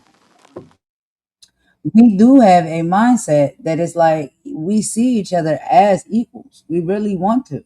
We really, really want to. And we have been kind of living kind of comfortably like that for a period of time, is which we thought. But whatever this new shift and movement is happening. It's like it's trying to take us back. And that's not what any of us want, no matter what race we are. We don't want to go backwards. We're not going back to those days. We don't like that. It's uncomfortable. Nobody was comfortable really when it was happening. I know that there were people even in that time, during, okay, let's say racism or whatever, and Jim Crow. There were people at that time. Every Caucasian person was not racist. They didn't want to do what all of the rest of them was doing. In their heart as a person, it made them feel bad. They didn't understand why. They didn't want to do it. They didn't understand, why are we doing this to somebody else? This is my friend. This is my homie. What? Why? Why I gotta hate this person? Why I gotta treat this person like this? They didn't want to do it. And for me, that's just like what I've always paid attention to. It's like it's a energy. It's not a race thing. It's a energy. It's a soul thing. It's a spirit thing. It's like, what is in you as a person, right? And how do you gauge, your inner compass as far as like what is wrong and what is right, and what decisions and choices you will make based off of what you believe, what is wrong and what is right. It's a person thing. It's a human thing, For me, that's just how I feel like I see it. That's the lens that I look at it through. Which is why I don't think when, certain people are called out for certain things, it does not apply to everybody. It just applies to that person. But we know that we've lived in a place, in a time, in a society, in a world before where the entire race of people are to be judged to be something. That some of them like, yo, I'm not that way. But who's listening? Who's listening or caring that somebody's saying, no, I don't operate like that. That's not who I am. That's not how I am. And that can be all races included, but that's just my personal opinion. Imani, do you have a few thoughts before we get into the video? Girl, are you sure you couldn't play that trumpet when you was mini golden? Oh my gosh. Nah, I can't play it. When I was mini golden, no, I was struggling. I was struggling real bad. But now maybe I do have the lung capacity. Maybe I need to pick up the trumpet again. Maybe I should give me another skill. Okay, maybe I'm gonna just go ahead and get me a trumpet and be like, let me see if I can blow. Because then I can get rid of some of this extra breath that keep me talking and keeping people hold it up too long on the live. You know what I mean? But yeah, Going to you want to get next. okay, so let me go ahead and get into it, y'all. So the next lady Is that this we'll our be last speaking one? about, this is our last one. Yeah. Oh, okay. This is Anita Florence Hemmings, and she was born in 1872 and left us in 1943. And, her background was higher education pioneer. So her life and achievements was Hemmings became the first African American woman to graduate from Vassar College in 1897. Struggles and reality. Hemmings passed as a Caucasian throughout her time at Vassar to gain an elite education. So, in order to get her education, she was able to pass and get a higher one because she passed as Caucasian. Just weeks before graduation, her roommate discovered her true racial background and reported her to the administration. While she was allowed to graduate, the exposure caused a national media scandal, illustrating the social and emotional risk involved in so-called passing, right? So, Anita Hemmings what she did was risk everything to get top tier college education that black women were completely barred from accessing. Think about the trauma of being turned in by your own roommate right before graduation and turned into a national media spectacle just for seeking knowledge. She proved her intellect was equal to anyone's, but society punished her for crossing the artificial color line. So that is the video we're going to go ahead and get into, y'all.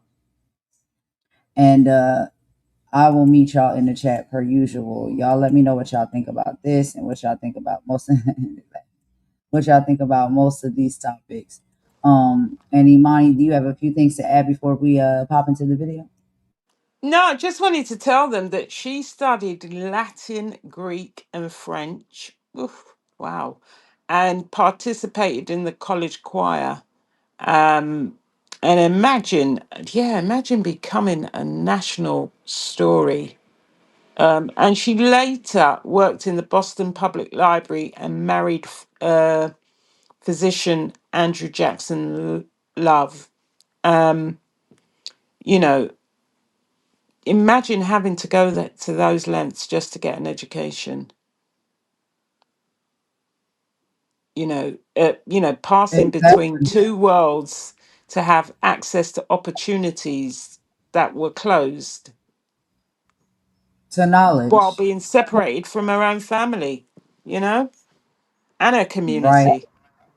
The sacrifices, right? Because a Mm. lot of this is like, to have a better tomorrow and go down a path where you know that you can get there and you may have the opportunity to do it because there's just something slightly different about you. You actually look more of a different race than what, because they want to separate the races, right? So you can go on to get that education that you know is going to benefit not just you, but your family. But then at the same time, to do it, you may have to exercise your family in order to play the role, to get the education, to get the knowledge, to get the better tomorrow. It's heavy decisions and choices that had to be made back then. And I think that, that's heavy. You know what I mean? Have you heard of Speaker's Corner, Golden?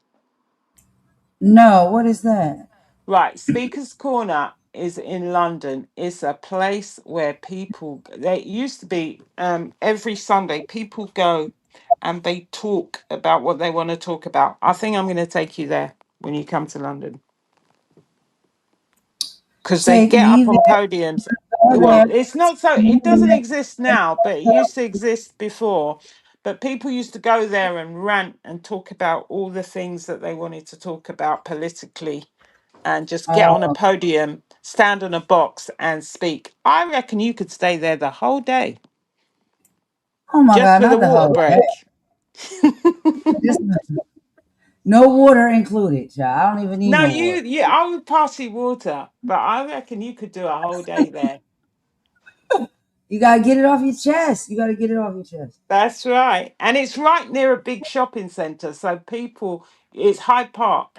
It used to be Hyde Park. I haven't seen many people there lately, but it used to be a place people just literally used to bring a box and stand on it and get a megaphone and start talking the whole day. I think that's where I'm going to take you. Heary, heary. Like that.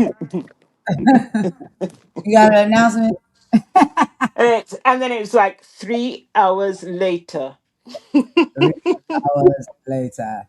Yeah, exactly. All right, y'all, let me wrap this up. Okay. This is the last video, I promise. And it's short, it's not long. And then after that, we'll give our final statements or whatnot. We'll end it with a Five bop. hours later. 5 hours. Yo, that's a good idea, Asher. Get it off your chest Monday. Yeah, for real. A lot of people got a lot to get off their chest. But let's get into this video, y'all. We're gonna meet y'all in the chat. Imani, you can crack me up, girl. Asha, we wouldn't get the chance to get it off our chest. She'd still be here. We would be saying, okay, it's our turn. And another thing, what I want to address is that, and one more thing right here. It's just, yeah, like that. All right, let's get into the video, y'all. Let's go.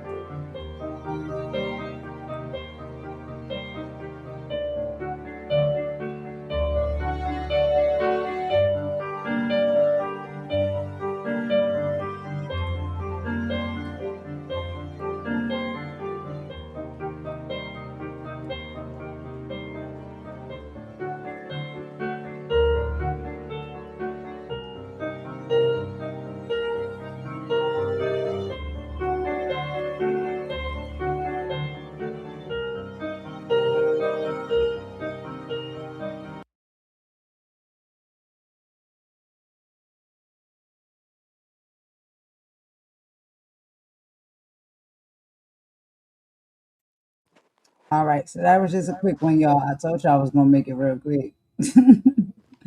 But no, it's just artwork. It was artistically created. But it was just showing you literally like the comparison, you know what I mean? Of like how it was when it comes to different skin tones and hues and things of that nature. You can't tell the difference, right? And so that's what the blended in factor is and the passable factor is. And that was something that a lot of people, had to, navigate through back in those days. Even sometimes now, it seems like, people are back at that position as well. But yeah, that was just a quick little clip. But Imani, you can go ahead. Yeah, I mean, with all these women, there's a bigger story. Um, what connects them is not simply that they were successful women; it's the barriers that they overcame to become visible at all. Dorothy Dandridge had to fight Hollywood's racial restrictions. Josephine Baker crossed an ocean to went to France to become a resistance fighter. Lena Horne refused stereotypical roles, even refusing them when they threatened her career, and she lost a lot through that.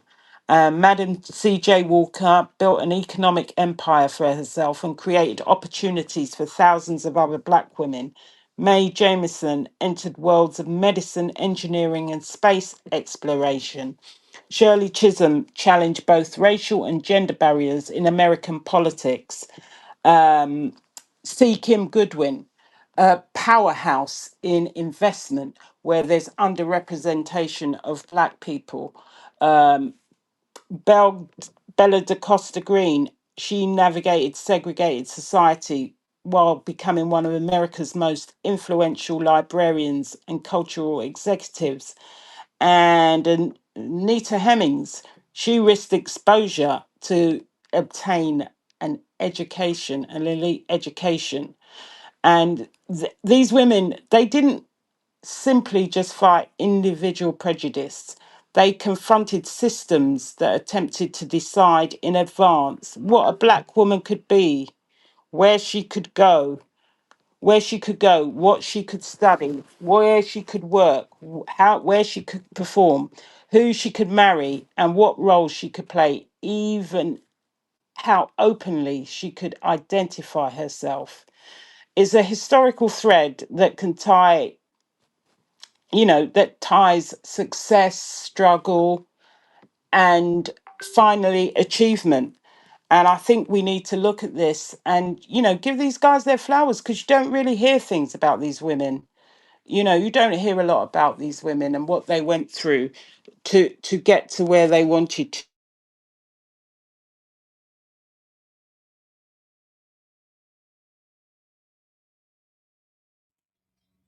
Imani, your sound went out. Try to drop out and come back in if you can hear me. Some weird stuff going on StreamYard again. Okay. These people, I'm done.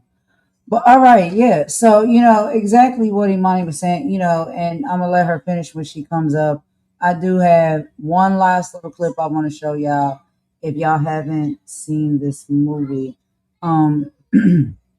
And I have a few other movies for y'all to watch as well that I'll leave those, titles here.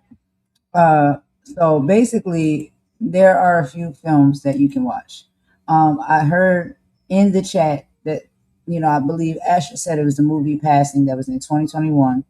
It was directed by Rebecca Hall and adapted from Nella Larsen's 1929 Harlem Renaissance novel.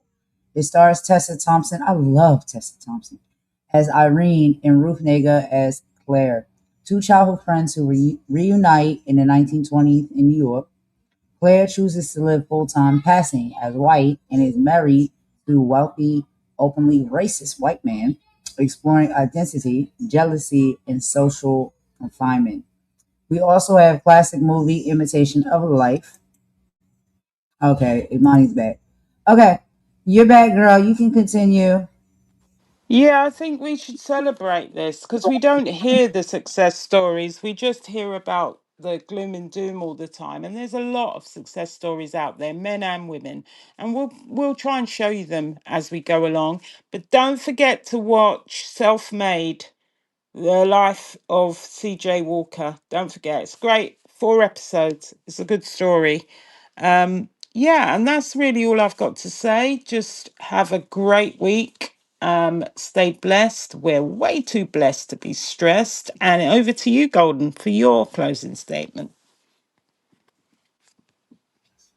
Right, because you just reminded me of the time, y'all. So I'm gonna have to go ahead and close it out. I don't want to keep y'all too much longer. I just want to let y'all know the rest of the films that we were talking about on the live. So there is another great film. It's a classic film. It's called Imitation of Life. It's between 1934 and 1959, and both adaptations deal heavily with emotional toll of passing. In the 1934 version, features Freddie Washington, a real-life light-skinned black actress, as Piola, a young woman who rejects her devoted mother to live as white. And in the 1959 version, directed by Douglas Sirk, starring Suzanne Conner and Sarah Kane, who continually attempts to pass as white to escape the racial prejudice, accumulating in one of cinema's most famous tragic final acts. They also have the movie Pinky from 1949, directed by Elia Kazan. It follows Patricia Pinky Johnson, played by Jeanne Crane, a fair-skinned black nurse who passed for white while living up north.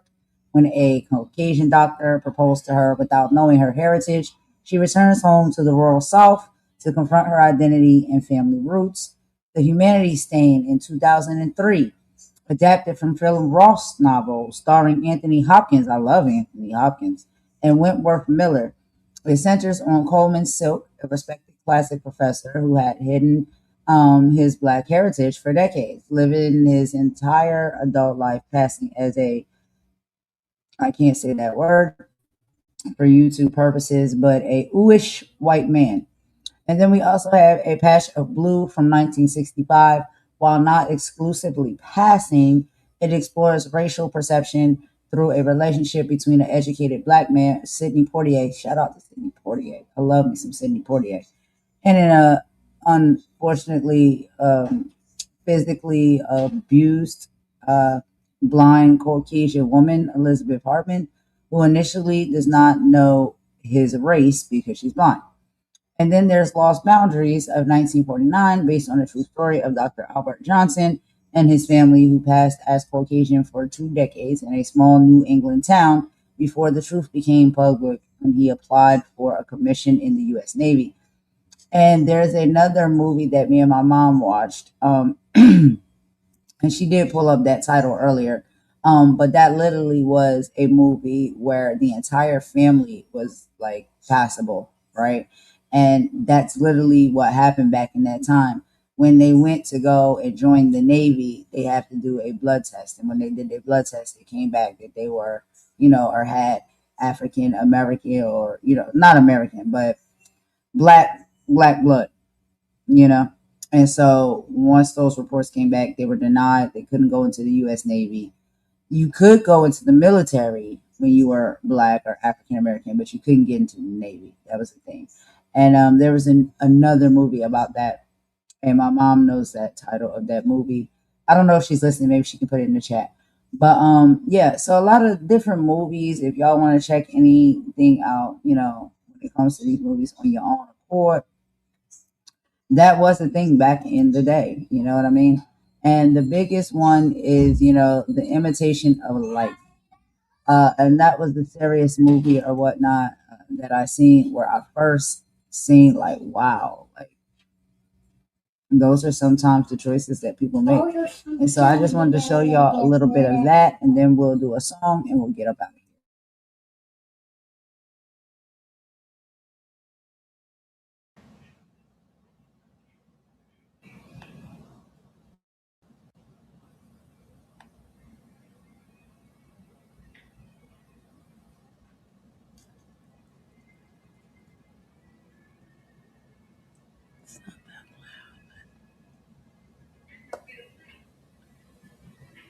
Oh, great.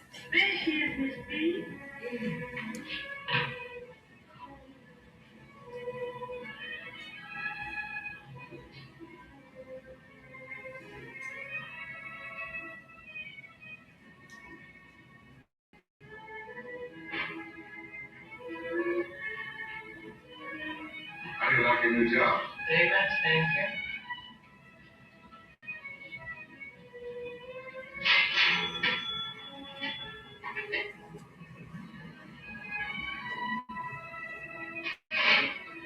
Thank you.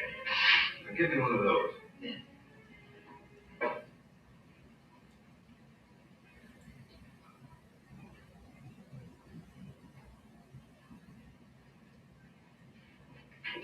Looking at it for you? Viola, we've been looking everywhere for you. Are you talking to me? There must be some mistake. My name isn't Viola. There ain't no mistake. Why have you got this job? You don't have to work. I'll give you everything you want. Someone else.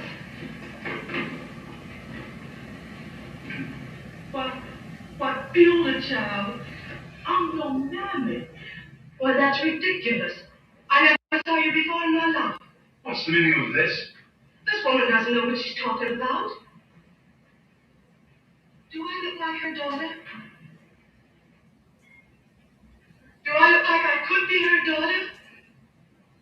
Well, she must be crazy. Viola, how can you talk to your mother that way?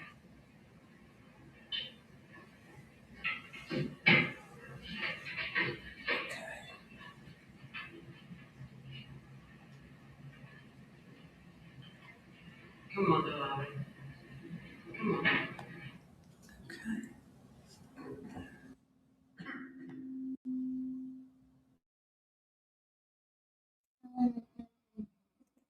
All right, y'all. So that is literally it. I just wanted to show that clip right there. JJ has escaped. So we're gonna go ahead and end it, y'all.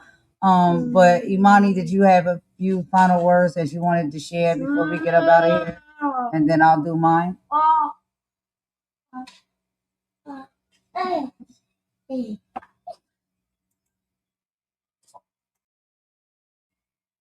Okay, she dropped down for a minute to come and fix her sound settings, y'all. So give me just a quick minute. Hold on 1 second. All right, I'll be right back.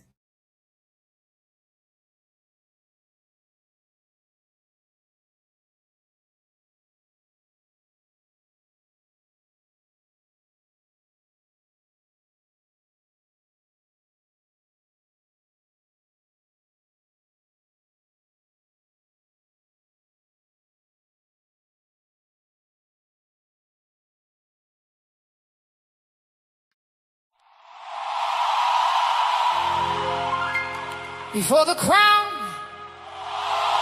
before the praise, before they learn to speak our names, there was a woman standing strong, holding hope and moving on. They tried to tell her what she couldn't be,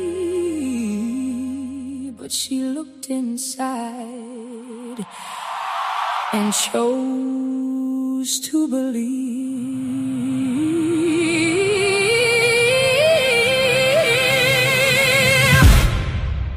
She wore her beauty like sunlight, her strength like the rain. Smile through the struggle, dance through the pain. They said, know your place. She said, watch me rise, with the fire in her heart and a dream in her eyes. They judged her skin, they judged her face. They tried to make her feel out of place, but every scar became her art.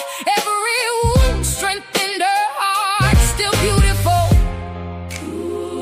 still standing. She learned that beauty is more than a face. It's courage and kindness, it's power and grace. It's getting back up when you've fallen apart. It's carrying hope with a tired heart. She walked in gold when the road was cold. She walked in gold with the story to unfold. Black woman, shine bright, let your beautiful spirit ignite. Every woman, every shade, every dream that you have made. Don't hide, don't fold, don't fear, grow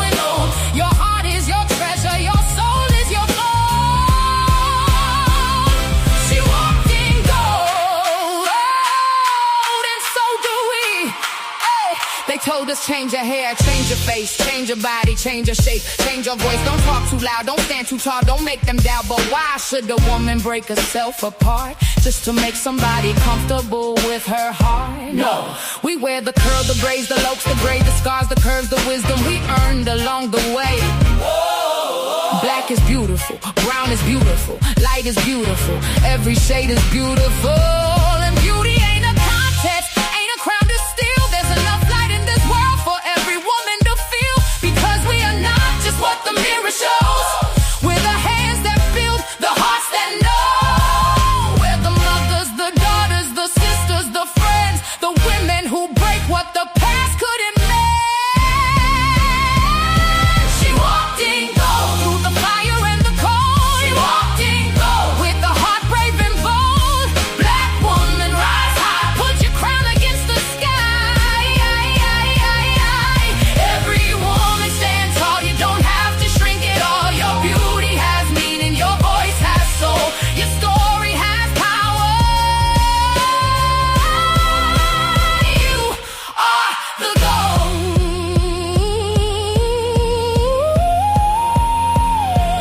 For the woman who cried in the dark and woke up still carrying her heart. For the mother who gave when she had no more. For the grandmother who quietly opened the door. For the girl who wonders if she's enough. Baby, you are, you always were. Your worth was never something they could give, and it was never something they could take. Who are we? Women, what do we? What do we carry? Love, where do we belong? Right here. And what do we do?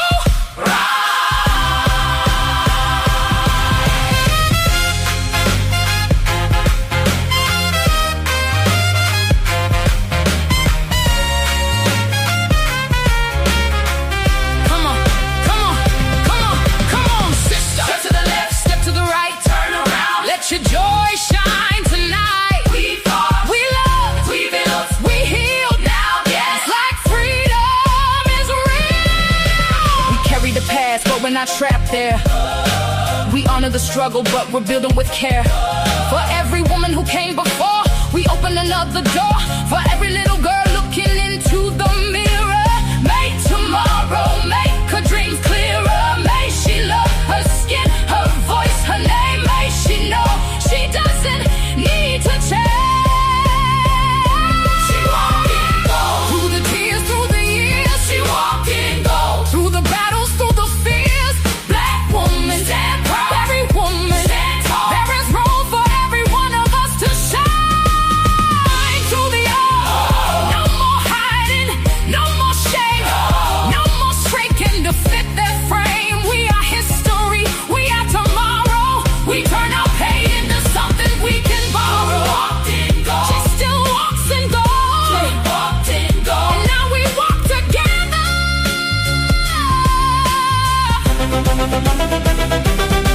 For every woman who thought she wasn't enough, you are. For every woman who forgot her life, find it again.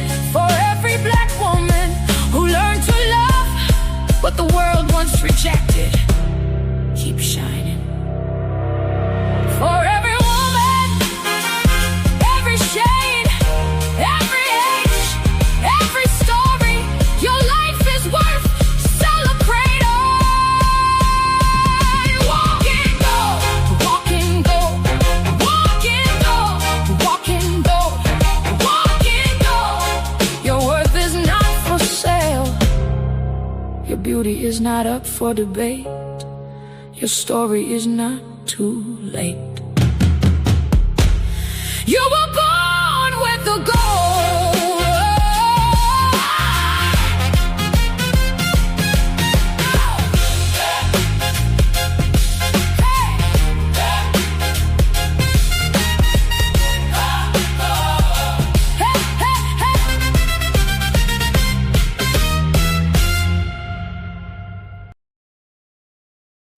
All right, Imani, do you have a final statement or a few things to say before we get up out of here? I know I have mine. We're going to exit with one more song and then we'll be out. No, I think you can take it away. After you finish, maybe when I hear your message, I might have one thing to say. Maybe. Oh, child, JJ ran out here. He ready to go outside. So I told him, we going outside, babe. Let me just wrap it up. So I like to go out when the sun down anyway. He already know that. So yeah, we about to wrap it up right here. But here's my final closing message, right? So honoring our Black ancestors and legacy. As we honor these women today, the trailblazers who broke barriers on stage in corporate boardrooms and laboratories and in the halls of Congress, alongside those who walked the perilous path of passing just to survive and contribute, we remember that their legacy is not just history, it is our foundation. Whether their resistant voice through song, sustained through secret identities, proved through corporate power, or declared by standing unbought and unbossed. Okay, these women refuse to let racist world define the limits of their talent, intelligence, or humanity. They paid an unimaginable cost so that today we can step in our full power, speak our truths openly, and wear blackness with pride. Also, message of strength and unity for all women. And to every single woman listening to us right now, no matter your race, your background, or where you are on your journey, know this: your voice matters, your strength is undeniable, and your power belongs to you. History shows us that women has always carried the weight of the world, fighting through societal pressures, systemic barriers, and attempts to silence our power. But when we stand grounded in our truth, support one another, and refuse to let the world minimize our worth, there is nothing we cannot achieve.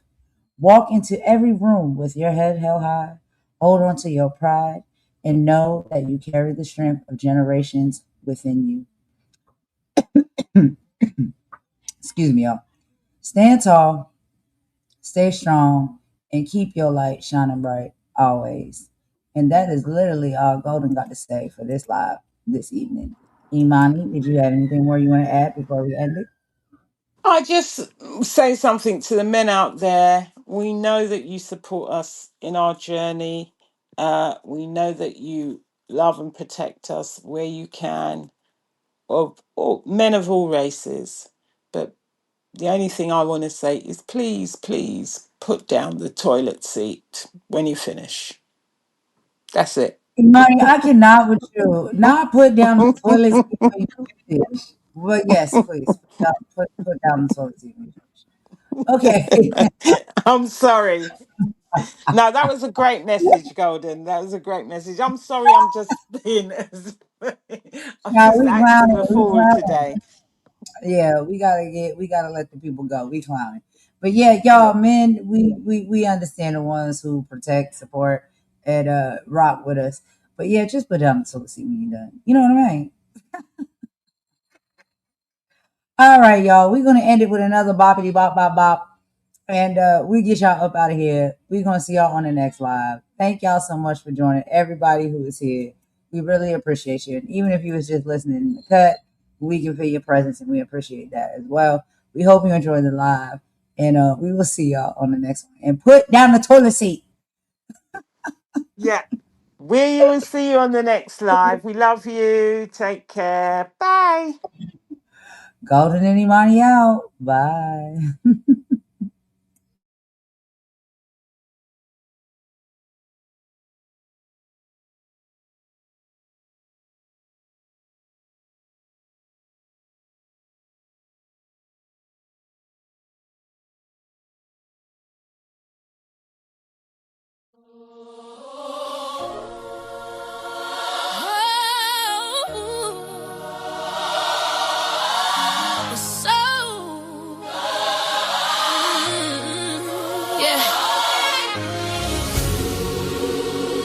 The soul of humanity cries.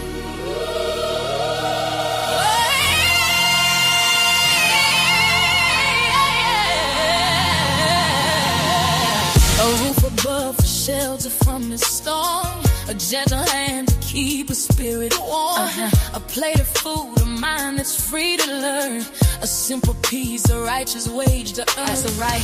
These are the needs to bedrock and the base. the sacred ground of the whole human race. But the screen is screaming, selling something cheap, while the real world babies cry themselves to sleep. Can't ignore it. We are human. Blood and bone and soul. Say it loud. With a right to be loved. The right to be loved. A right to be made whole. This is our slave. This is our sacred song. In the eyes of the creator. It's where we all belong. We are human. Worth more than they can price. Beyond the hateful whispers and the loaded gun. Yeah, they're painting pictures, twisted and unreal, teaching our children how they ought to feel. All that value is in the label on your shoes, or the filtered life you desperately choose. They magnify the hate, they celebrate the greed, and plant a poison to suffocating weed. We gotta reach our children, pull them from the glow and show them a beauty that the media don't know. Let them know. No tech division, the mission of the television, spitting division, a mental prison. Got the youth chasing life, addicted to the feed. Ignore the hunger, the fundamental need. They love their idols on the digital stage, putting the future artists in the ritual cage. Now here to break the cipher. Gotta cut the cord. The real word is powerful, mightier than the source. We teach them about their history, teach them about their grace, teach them about the power in every single face. Let's go. We are human. Loud and blown and soul. Everyone with a right to be loved, the right to be loved, a right to be made whole. This is our story. This is our sacred song. In the eyes of the creator, where we all belong. We are human. Worth more than they can price. The other hateful whispers in the lonely dark. You will build a world where every voice is heard. Every single one, from the suburbs to the curb. Love is not a whisper, but a mighty thundering word. A word of action, breaking the chain. A word of power, washing out the pain. It ain't a feeling, it's a verb. It's what you do for me, for them, for us, for you. Cause they just a track, just a call to action. For every mother, father, every single fraction of the unity, holding it down on the ground. Time to get loud, make a revolutionary sound. Look a child in the eye, I tell her that they matter. Tell them their spirit's something that don't lie and shine. That's what the mountain is the weapon, love is the shield, and the truth is the harvest. We gonna grow in this field, yeah. We are human. Oh yes, we are. Teach for children. Learn power. Teach for truth. Preach where you let the rules in the fruit. We are human. A right to live. Right to live. Oh. Teach the truth. Preach where you let the rules in the fruit. We are human. Single soul. On this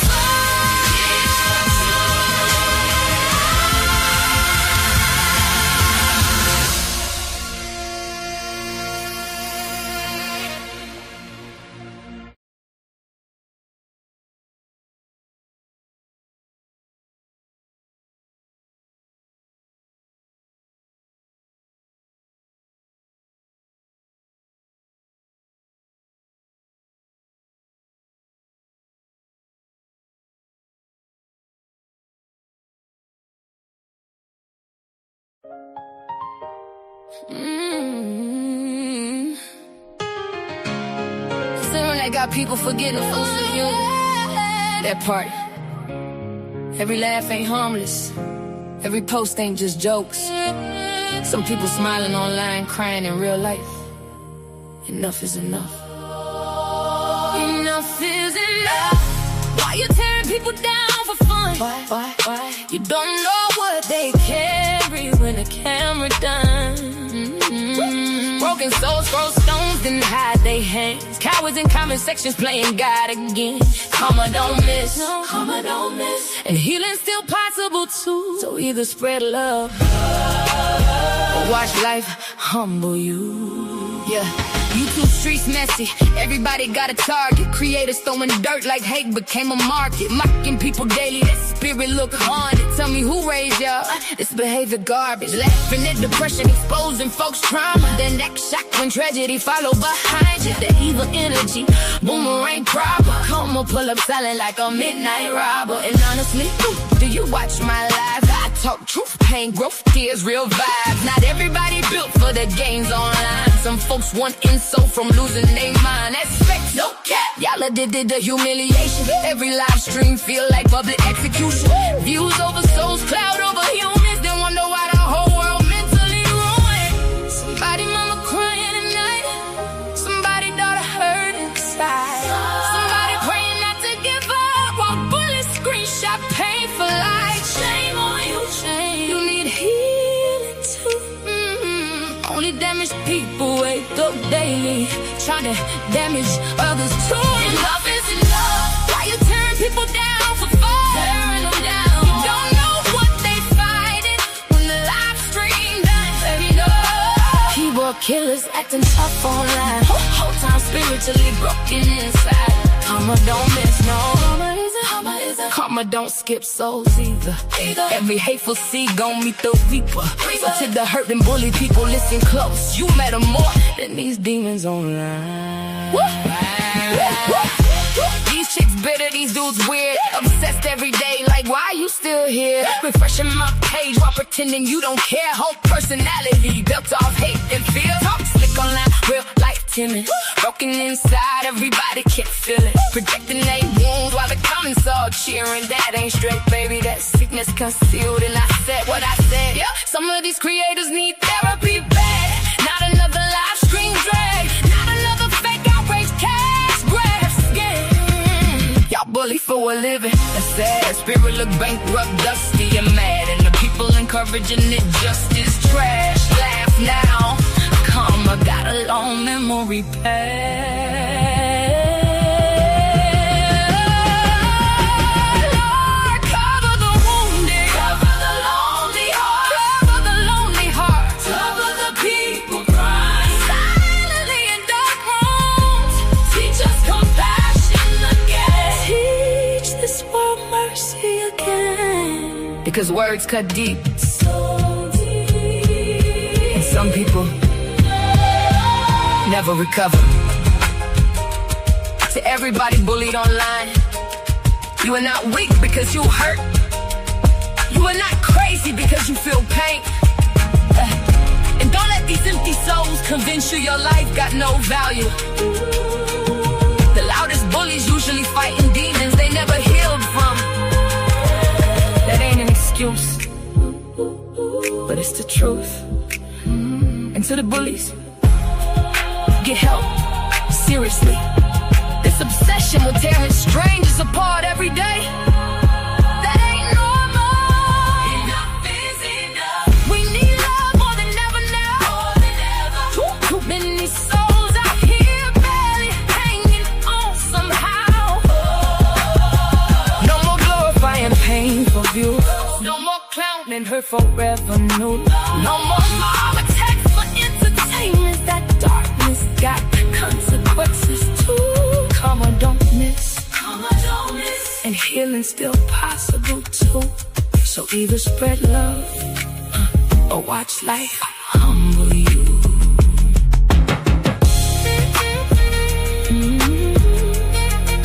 Enough is enough. Spread love before it's too late. Yeah, before it's too late.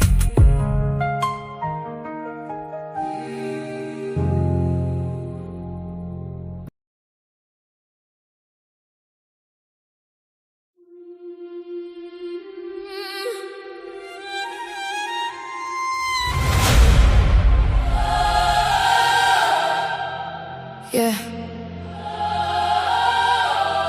Everybody got a version of me. But this is my truth.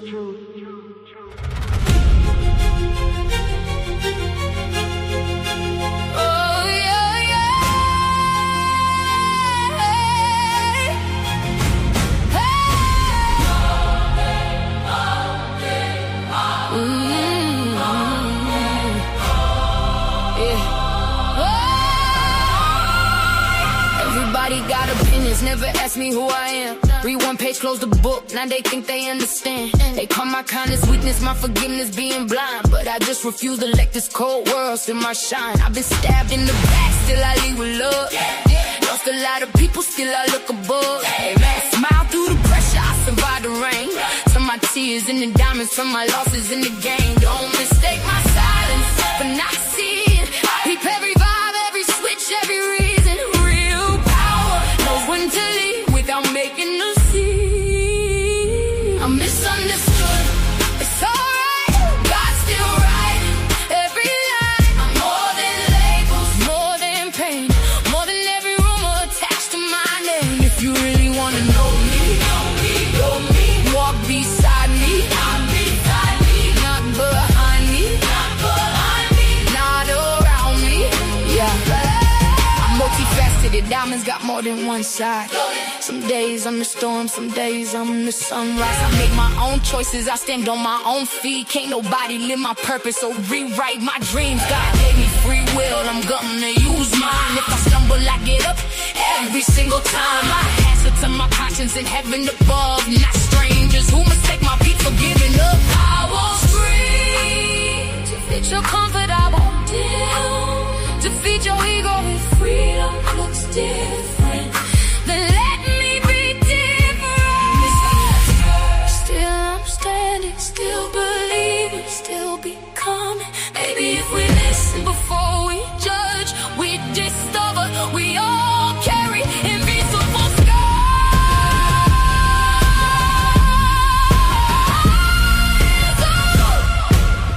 So before you decide who somebody is, learn what they survived. The song is for every soul who's ever felt misunderstood.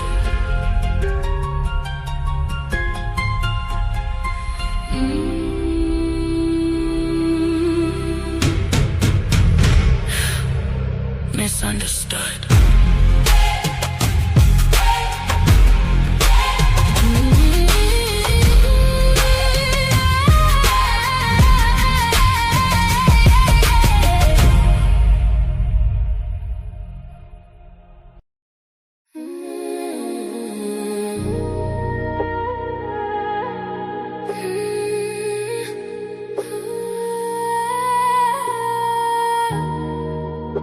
They don't know her like I do. Nah. Golden. She moved through the city with her hair held high. Pretty brown skin with a storm inside. Everybody see the glow, they don't know the pressure. Smile so warm, but her heart no weather. Late nights riding while the skyline blur. Trying not to cry when the memories occurred. Had to learn fast, everybody ain't loyal. Some people love you long as they control you. Now she move careful, energy expensive. Too many fake vibes hiding in the friendship. Used to give love with her hands wide open. Now every scar got the whole vibe frozen. They don't know her like I. No, they don't know her like I. She goes by golden. Soft voice, deep soul, hope or glowing. She goes by golden. City lights dancing with her heart stay open. Long dark roads, but she still stay focused. Everybody watching, but they don't really know her. Too much grace with the games they throwing. Real love, rare, so spirits they got it. Beautiful soul, but the pain left marks in it. Mirror tell the truth when the lights go dim. All the things she carry weight heavy within. She survived nights she don't even speak on. Still finding peace, but the whole world ain't wrong. Funny how the love disappear when you're healing. Funny how the fate come around when you win. Now she trusts God more than people intend. Just cause smiles hot and being hidden the big. She's still soft-hearted, but she way less naive. Can't keep pouring love where there's nothing received. Still dancing slow through the hurt and confusion. Trying not to lose herself, chasing illusions. She survived the fire, still glowing through the smoke. Still sad, still dangerous, still chosen. She goes back golden. Slow so deep made the whole room notice. Heavy lies couldn't break what was chosen. Still standing tall while the whole world folding. She goes back golden. Heartbreak turned to pens-in-the-matic. Now the tears got rhythm when she's singing. And they still don't know her like that.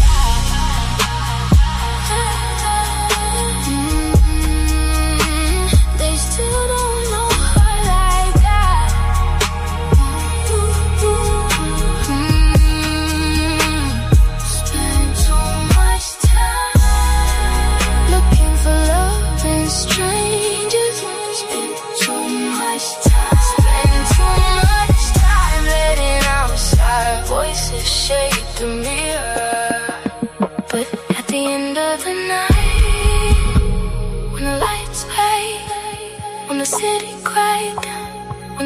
stride, we still got